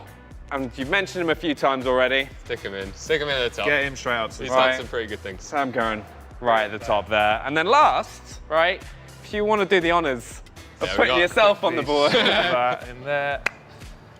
Yeah, and then Loza at number 1. There you go. No, I'd probably slot in. I'd probably slot in at 9. Sadly, there. Me at rules. 9. All right, so we've got your blind rankings, and now it is time for the reveal. We're going to work our way from the bottom to the top, but we're gonna leave you guys till last to see exactly where you are. So we're going to start with Evans. He's a 74 rated. For what I reckon people would rate, 74 is fair. Right, next we got J-Roy. Right, what rating do you think? 77, I'm going to go. Yeah, 77? maybe 77, yeah, I think that's... Oh, you undershot him. He's an 80. Oh, He's an 80. 80. Mr. Pope. Popey, I mean, he's got to be 82 minimum, I would say. It's actually an 88. 88. 88. Jeez, sorry, wow, Popey. we're miles off. Did he help put the cards together, or what's going Hey, on it's there? from last year. Yeah, you put it borrowed. Got Tom Curran. Early 80s? 82? 82. Yeah, I don't mind 82. You're very, very close. 83, yeah. 83. 83. Chris Jordan. It's just got to be the same, isn't it? I would, yeah, I'm putting him 83 as We'll go well. 83. He's an 81. 81. We got Jax. We'll go 86. 86 for Jaxie. Go 86. I can already tell based on this, he's going to be fuming. Is it? No. He's a 79. Oh my. He's like, you're What a like, week, what a week. just have to be above an 80. And he's got a 79. And he can't whack it. He's 78 on the whacking. And he's going to take that terribly. It's quite funny, though. We've next got Gus. Should we go 85? I think it could be higher. 87? We'll meet in the middle. 86. Bang. The Hey, first there one that you you've got go. on the money. 86. There you go. Smith. For me, like, obviously he took my job. So if he's like a 98, then that makes me feel a lot better. The 12 months he's had, he's going to be really highly rated. But looking at the other scores, maybe an 85 or an 86 again. All right, well, you actually hit it with 85, there you go. 85 rated. 85. We've got the last 3. The golden child at first and then us. Sam Curran, do you think he is the highest rated? Has to be. I reckon he could be our first 90. He's actually an 86. All right, I feel like the nicest way of doing this next one, That means they're bad scores then. I'm not going to show you. You're going to hold your own cards. Don't look, Can I look at his? right? Right, you can look at each other's. Do you think each Really? other will be happy with each other's scores? I think you'll be happy with the eyes. They look fabulous. They always do. But I think your score, considering the board, I think Cricket 24 doesn't like you or respect you as a cricketer as well as So based off of Brilliant. that, I'm excited to have a look at this. All right, I reckon, in I'll be mid-70s. 77. I'll take See what I that. mean by the eyes though? Wow, yeah, good Lovely. mince pies. Piercing. Yeah, I'm happy with that. I'm happy with that. It's very respectable. All right, now Ben, what are you thinking? Probably a 76? 76. Yeah, that's 76. being very humble. Am I Have a higher look. than 76? Have a look. You're actually Ah, an an 82. 82. So you think I'm better than Loz? Let's have a look I at your... don't- I feel like the only thing I'm known for is the 69, which is kind of puts my career into a bit of a bad place, but oh well. They've clearly never seen me bowl as a youngster. All right, so this is your blind rankings. This is the actual order. All right, and boom, that is the actual setup of all the rankings. Do you think everyone's going to be happy with their scores? Yeah, it's obviously a brilliant 11. I'd be pretty happy walking out on the field with that team. Yeah, and thank you so much for joining us for this. And remember, if you want a chance of winning a signed Surrey shirt, an Xbox Series S, and 12 months of Xbox Game Pass Ultimate, put hashtag #ScoreMoreWithXbox down in the comments. Thanks for joining us so much, boys. No worries, thank you. Thanks for having us.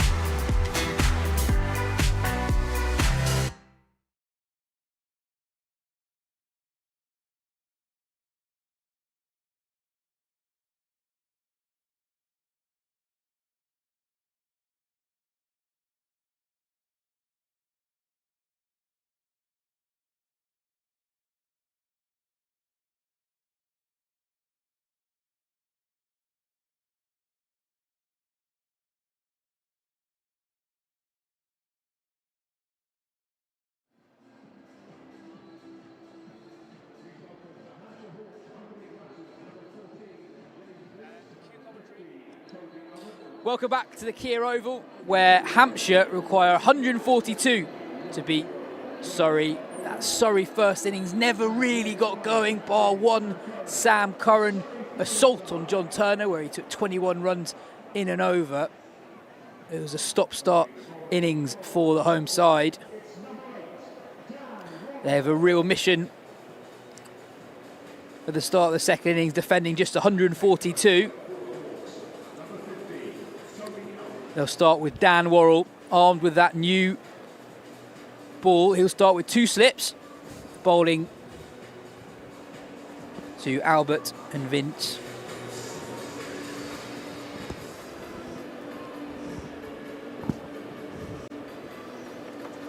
Really important for Surrey that they start well here, don't have too many runs to play with. Worrell into Albert. Dropped at second slip. Genuine edge. It carried. It's a trademark Worrell away swinger. Draws the edge. Creates the chance. But Jason Roy unable to cling on to it. I love the way they started with 2 slips. Could potentially have gone with 2 hands. I think he thought it might be a bit wider. But and that's the first time we've seen shape. We didn't see, with Hampshire, we didn't see too much shape. But we know what Dan Worrell can produce. And that's a great start. Even though it's gone down, it's a very good start for Surrey. Looks like we might have a delay here. Jason Roy clearly in pain.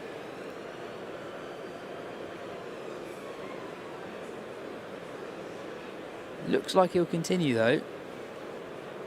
Ollie Pope donning the gloves. Here's Worrell again, this time into Vince. There's that shape again from Dan Worrell. Very different start to the start of the Surrey innings. Yeah, that's the first time we've seen it all day. I mean, Hampshire bowled at great lines, but very straight. And Dan Worrell, he's got plenty of shape there, which is a great start for Surrey. There is potentially a rain around the corner, we think. So the first 5 or 6 overs could be crucial.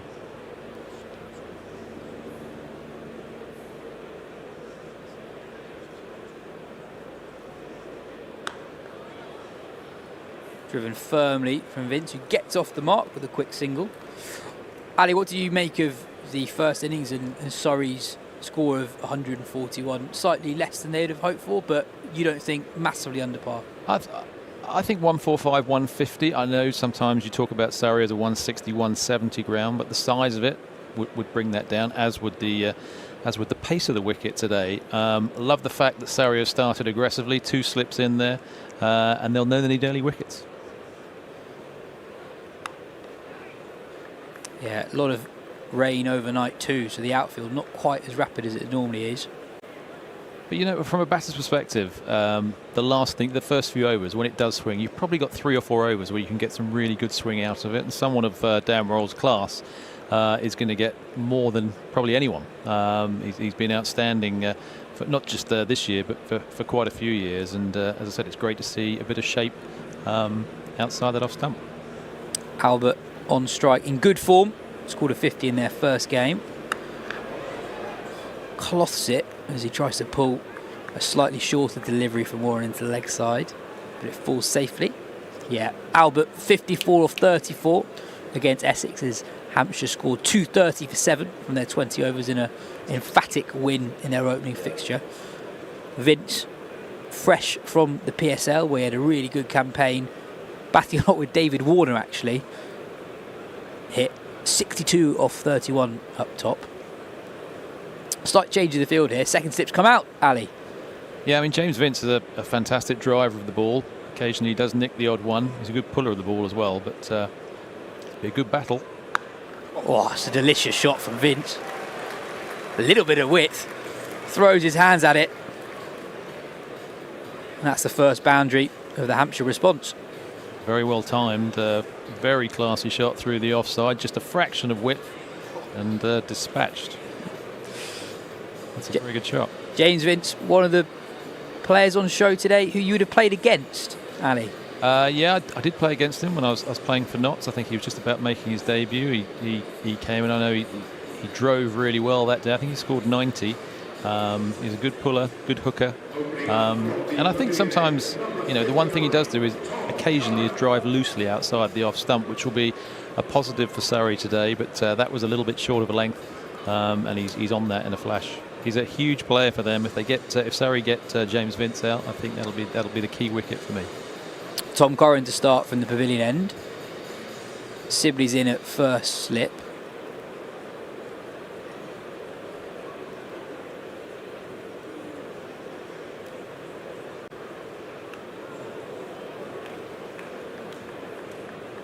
It's a good start though from the Surrey Seamers. One thing I would say is that anything short has sat a bit, isn't it? I mean, I know James Vince has played that incredibly well through extra cover, but anything short, we saw Dom Sibley pulling for 6 early on, and it just sort of holds a little bit. So I think you've got to be a fraction fuller. Target the stumps, try and get people driving on a slower wicket, because where you can defend is when you've got your mid on, mid off. That's where you want to get hit. Extra fielder on the offside in front of square for Vince. Catching extra cover.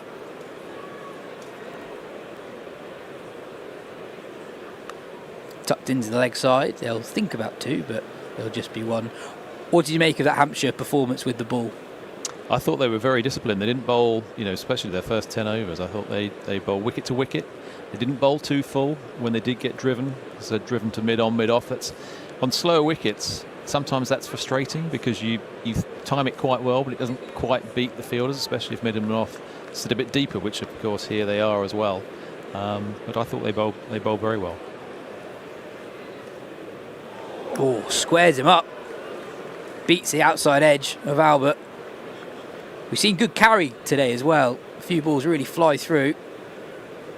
That's another one from Curran. If you get the right length, you will get some carry through. I think if you go a bit shorter, that's where it sort of sits a little bit. But that's a very good ball. A bit of early shake from Curran as well. Given the new ball by his brother Sam.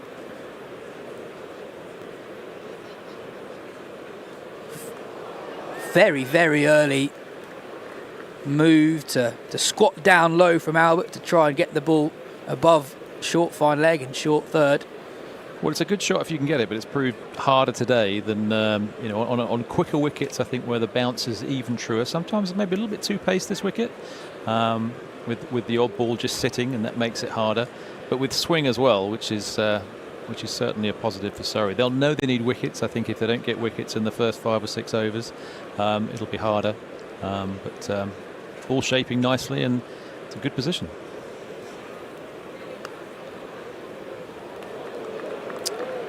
Yeah, he didn't get bat on it, but that attempted scoop did change the Surrey field.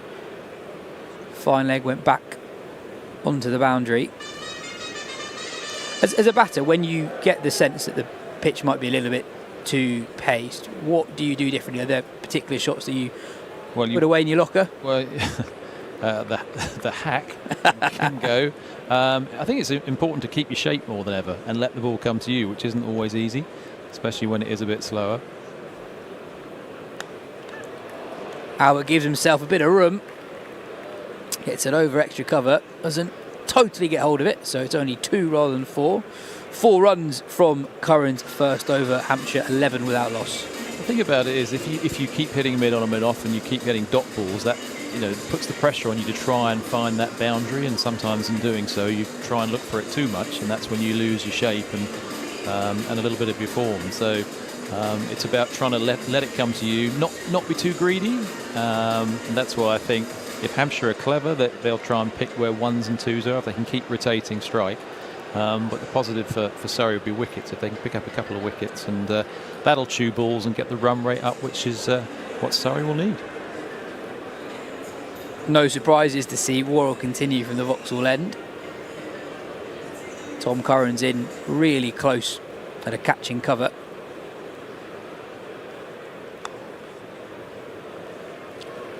Bit of shape again from Worrell. I do like the field though. They'll know that James Vince is a very good driver. The slip being in, I know Hampshire got rid of their slips early, but then they weren't getting much shape and they were bowling potentially straighter. So I like the fact that Dom Sibley is at first slip. Could easily bring another chance, but the swing will dissipate over the next 3 or 4 overs. Short third's gone a bit finer.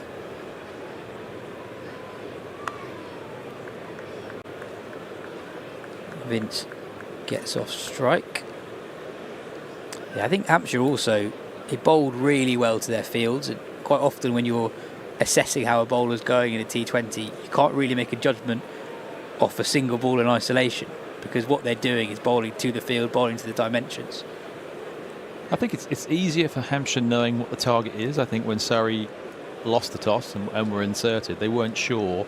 They were finding out for the first 5 or 6 overs what that good score was, and that good score was probably lower than they thought it might be at the time. Worrell started with 2 slips to Albert, but now they're both out into the ring. Short third's gone even finer. I think it's a good field. You could see a catch being an extra cover, because we have seen that the odd ball, especially in Surrey's first innings, the odd ball was stopping. James Vince will like to drive, but if it just does hold a bit, then Tom Curran's certainly in the game.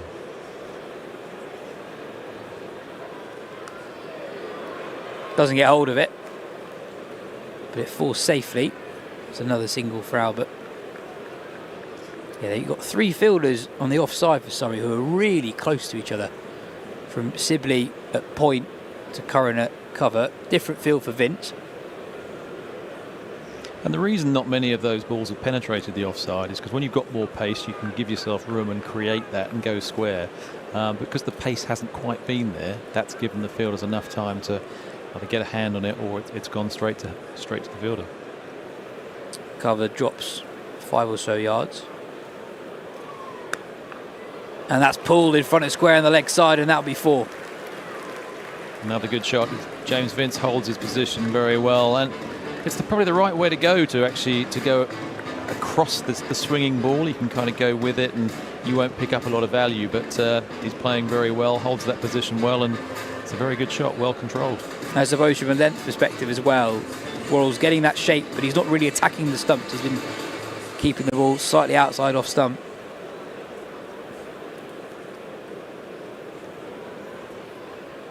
Oh, that's a beautiful delivery from Dan Worrell. Play that. It ends the 3rd over. Hampshire 17 without loss. It's the perfect ball, but I think James Vince is hunting length. He wants Dan Worrell to bowl a fraction shorter, and if he can, he's played that, because the ball he hit through the leg side, he hit really well. But if he can just get length, he might be able to clear, and he gets hold of it, then he can clear mid-wicket, and he might get maximum. But it's very difficult when Dan Worrell's still swinging the ball like that. As a batter, what are you supposed to do to that ball? Not much. Just nod and say, well bowled. There's not a lot you can do. I mean, I think when Dan Worrell actually bowls well, you'll have times where you could almost be unplayable. And I played a game at Notts for Surrey against Paul Rifle on a wicket that did a bit, and I found him almost impossible to get the bat on at times.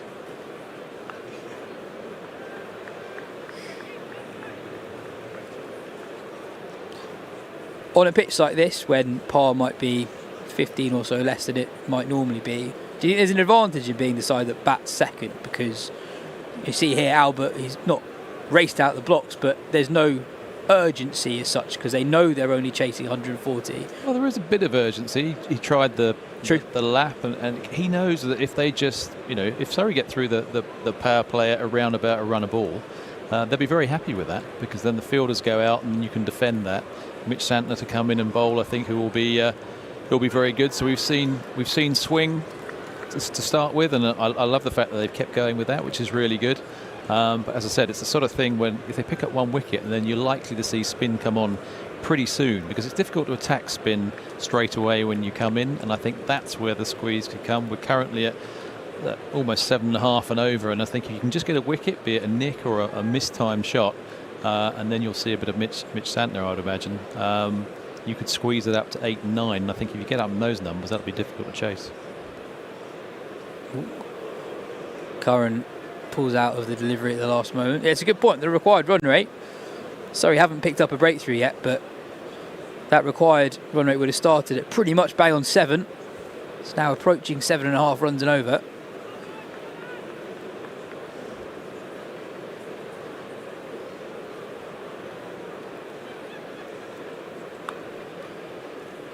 They scamper through for another quick single. But they'll be happy with that. Surrey will be happy with singles. I said they're going past the outside edge. James Vince has played some very good shots, but it's been hard work, and we've seen that for both sides. I'd be happy. I know Surrey haven't had their early wicket yet, but they certainly had a chance to get that, and I think more may come. Well, always a good indication of where a chasing team is at is what they are, where they are compared to the DLS par score. That'll help Hampshire. Albert gives himself a little bit of room and manages to pierce the offside field. He moves into double figures. Hampshire 23 without loss. Just a fraction wide and a fraction of width. He gave himself a bit of width, but just a little bit fuller. And as I said, that's the area. If you can go square of the wicket, that's where you're going to get your full value. You've only got to break the infield and across those the square there, which is probably the quickest place to get it. You're going to get full value for your shots. DLS par score 20 at this point. Hampshire 23 without loss. Oh, that's interesting. Albert, we saw in the previous over against Curran, went very early to get in position for the ramp. This time he potentially went even earlier, and Curran said, no, I'm going to go again. If you're on Albert's shoes, are you going to play that same shot again? I think he just goes, to be fair, actually, look at the replay. He's held on to that because he's very close to releasing that.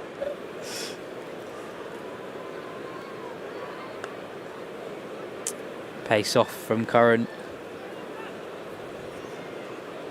We saw Hampshire go pace off for a lot of the Surrey innings. They defended the longer boundary towards the gas holder side of the ground very, very well. I think that's key to the chase, actually. Can Surrey defend the Ken Barrington stand sort of corner, which is, what are we talking there, 45, 50 yards tops?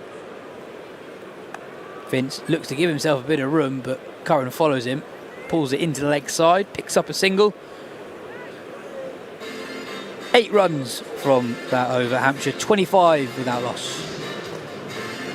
An even start. I think Surrey would be happy with that. If they picked up a wicket or two, they'd be really happy with that. They haven't got away, and that run rate, I said, just takes 1 wicket, and 7.31 will quickly go up to 7.5 and almost 8.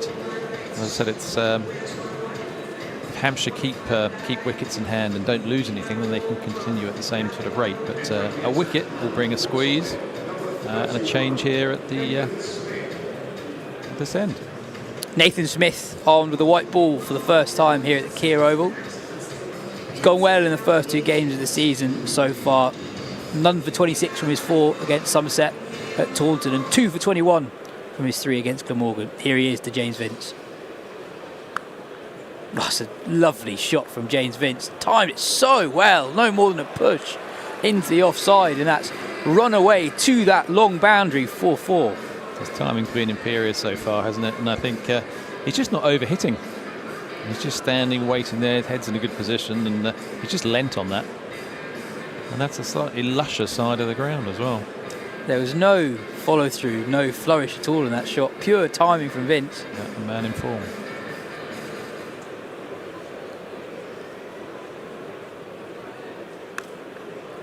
Smith tucks in for room this time. I think that's what Hampshire did well there. They gave no room, did they? There was just pretty much straight. And so that's where they were getting hit. And I think that's the difference. Tom Curran getting hit in the last over through extra cover, just a fraction of room, and of course Albert just giving a bit more. And you don't need much. And as I said, if you can beat that infield, you'll get value for your shots.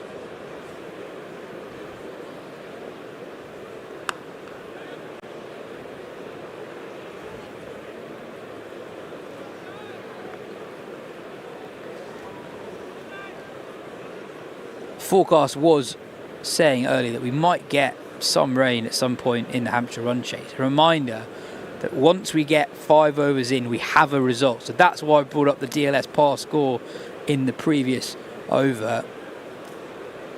If Hampshire do not lose a wicket, all they need is 27 runs to be ahead of Surrey. They're obviously on 30. Just looking out to the Clapham side, which is where it's coming from, it doesn't look too bad at this moment. I know there is potentially something coming, but it doesn't look too bad for the next 3 or 4 overs. Having said that, I'm looking down there. I can see 4 umbrellas up. I think we're blinded by the stand here from where it's really coming from. I also have totally lost trust in all the weather apps over the last few days. Perhaps aware of the weather to come, Hampshire just content with turning over the strike at the moment, because that DLS par score will change if Surrey take a wicket. Hampshire currently 5 runs ahead of Surrey. We didn't need weather apps when I was at Notts. We had Dave Hussey. He'd look out the window and he knew when it was coming in.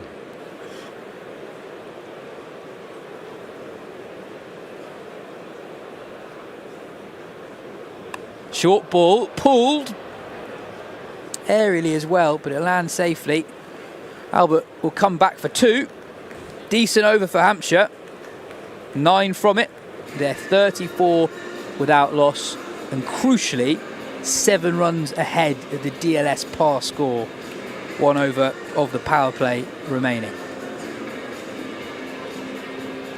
So for viewers who might not have watched a lot of limited overs cricket before, that DLS par score is essentially what you need to be ahead in the game if the game ends there and then. Don't ask me how it's calculated, but we trust it. As you can see, umbrellas going up around the ground.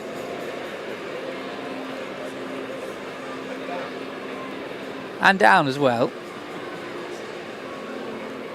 Skipper Sam Curran brings himself on. Final over of the power play. No slips.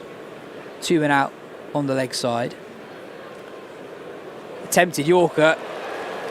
And Vince turns that round the corner and picks up 4, just evades a diving man at short fine leg. Yeah, just a fraction for it. Just got a little bit of bat on it, and that's evaded down Worrell at short fine leg. Another welcome boundary for Hampshire. And that required run rate that was at around about 7.5 runs and over 10 or so minutes ago, back down to where it was at the start of the innings. 7.01 runs per over required for the visitors. Vince gives himself room again. No one out on the offside, so you can see what he's trying to do. Yeah, he's done everything right there, apart from hit it. He's given himself a bit of room. It's something that Surrey didn't really target that area now, and they've changed in the field as we speak. But to cope with that, but it's an area that probably Surrey didn't target as much as they could have done.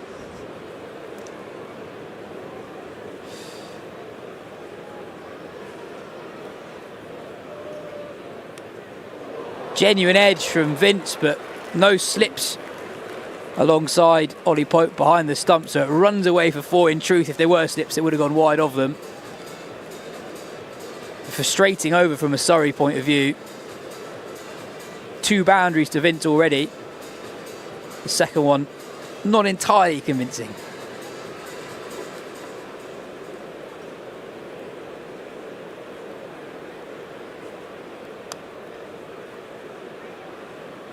He's just working that way. He's got plenty of time, hasn't he, James Vince? He knows what he's trying to do. He knows where the gaps are.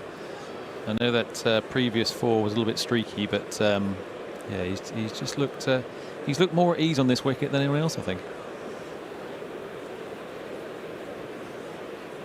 It's a very, very classy player. He's done it for so long, and still in his mid-30s, one of the most in-demand T20 batters on the circuit. Short and pulled hard from Albert, and it's a misfield. It's gone for 4. It's not what Surrey needed. Young Sykes on the boundary. 3rd boundary of the over.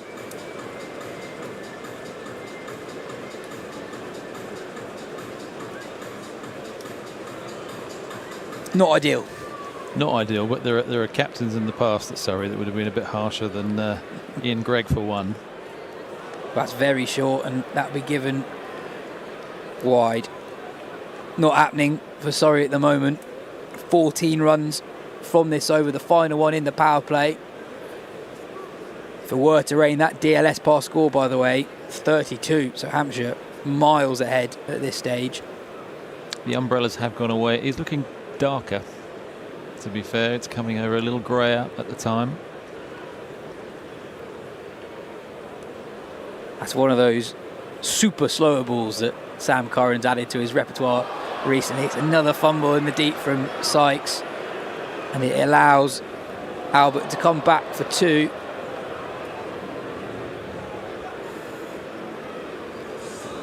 That brings up the 50 for Hampshire. They need 92 more to win. We've got a change in the commentary box. Phil joins me for the first time in the second innings. Evening, Yaz. The rain is beginning to make its mark on this cricket match, I'm afraid. Surrey's time is almost done here. The wheels have begun to fall off the car, and Hants are doing this with ease. 50 for no loss, well ahead of the DLS, and it feels rather forlorn out there, in truth. The crowd are sticking with it. Hardy souls, not too many umbrellas, but as we can see on our screen, it is starting to drizzle, and it was due. These weather maps have been telling us to run for cover, in truth, really. So it's going to be Mitchell Santner. Can he possibly pull a couple of rabbits out the hat here and just change the permutations? A couple of quick wickets does change the DLS number, but they need more than a couple. They're on 51 and the DLS pass score is 34. So they need something special here, the home side. And they need to get something going quickly. Beautifully bowled. Definite purchase and turn. Phil, you recently described Mitchell Stantner's bowling style as being comparable to that of a penalty taker in a football match. Yeah, if you watch, he pauses right there. He waits to see what the batter's going to plan to do. As soon as the batter shows his hand, then Santner adjusts accordingly. Like Dom Solanke behind a penalty. Just waits and waits and waits and waits. Waits for the keeper to move and then slots it the other side. Very good signing for Surrey, this. It's going to be a very useful servant for them this summer. Yeah, like Fortain for Hampshire, Santner's got an amazing career T20 record. Career economy rate of just 7.06 runs per over in T20 cricket. He's played in the Blast before for Worcestershire.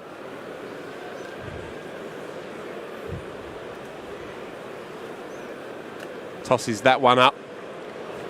Maybe Albert clips it into the offside. It's all very straightforward for Hampshire at the moment. Surrey have to play desperate cricket and they have to keep out there. They have to rush through their overs and hope that something dramatic happens between now and the point at which perhaps they have to shake hands on a rain out. They are running through their overs as they have to do. The big problem they face comes in the form of James Vince, though, who is just imperious. He's been on a different plane to everyone else on show tonight. 31 from 22. It's getting a bit heavier, Phil. Yeah. But what I would say, having watched the women's game earlier, that the bar at which they go off in T20 cricket is quite a lot higher, I feel, than it is in the Championship. It was genuinely quite heavy for portions of the Hampshire run chase. You could see the Surrey bowlers struggling with a wet ball at times. 4-day cricket's a long time, though, isn't it? You know, you do need a breather. You see it coming on the radar around East Sussex, then we pootle off. This game is going to run on here. James Vince, 31 from 22, facing up to Dan Worrell, brought back into the attack.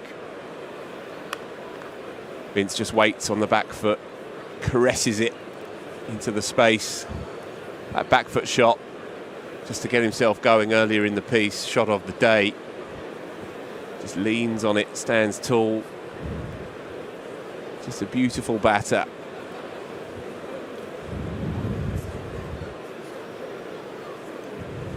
We're used to seeing people in the flats by the gas holder watching. Over the other side now, of the school. Do we have a few members of staff? Got to run hard here. Oh, that would have been tight.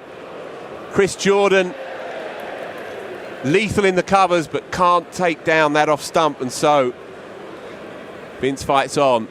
57 for no loss, nothing going Surrey's way. Yeah, very ambitious quick single there. Trying to pinch one to one of the best fielders in the land. Jordan got to it quickly, got rid of it quickly, but couldn't quite get the direction of the throw right. Nothing going Surrey's way, Phil. No, every marginal seems to go against them here. But Hampshire were brilliant with the ball and deserve all the plaudits, I think. Vice-like grip on this cricket match right from the start.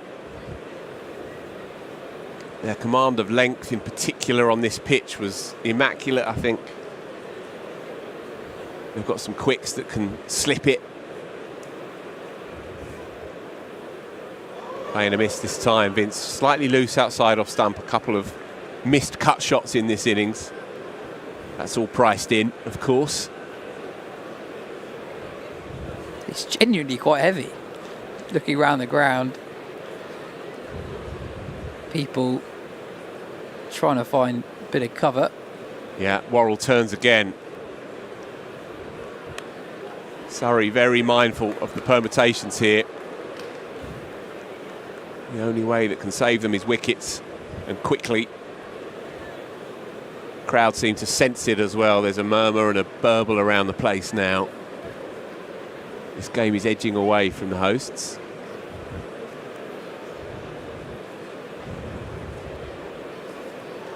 It does make me wonder why we don't stay out for longer in the championship. Don't start, yes.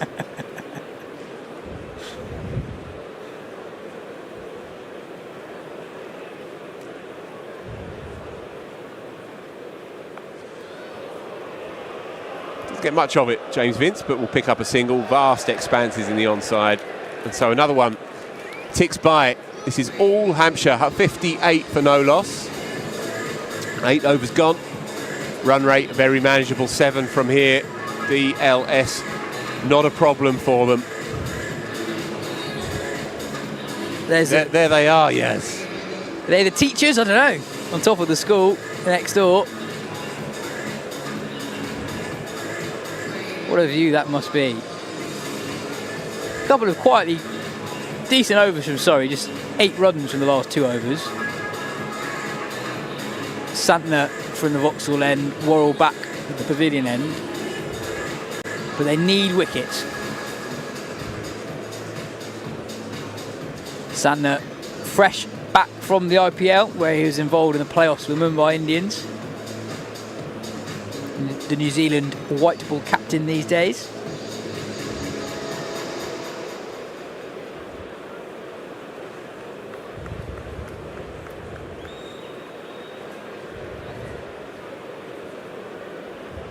So we're ready to go. Can he pluck a rabbit out of the hat here? Floats that one up, but Vince gets outside the line and single off the pad.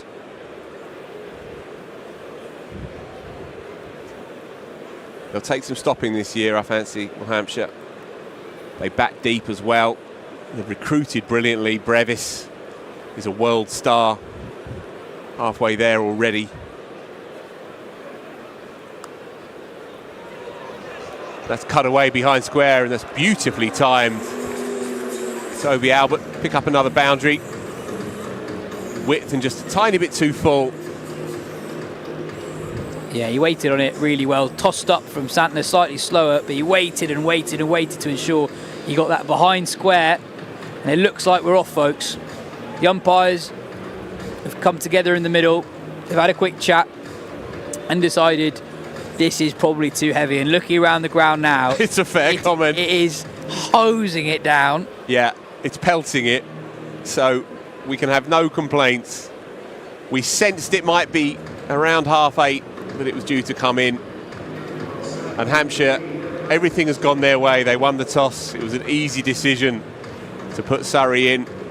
vice-like grip across the whole of Surrey's innings, and they have just ambled really to 63 for no loss, well in advance of the past score, 15 in advance of DLS as we stand. And so with 8.2 overs done of this innings, and the ground staff hurriedly pulling on the covers, Surrey's fieldsmen are loitering on the outfield, as is the norm for a team that is desperate to stay out there, and you can understand why. But for Hampshire's batters, they are already back in the sanctuary of the dressing room, where they hope, in truth, they will stay for the rest of the duration of this evening. We will, of course, be back as soon as we have some positive news. You won't miss a ball, you won't miss a moment. But until then, we're going to have a break. Albert on 28 and James Vince dominating the show on 33.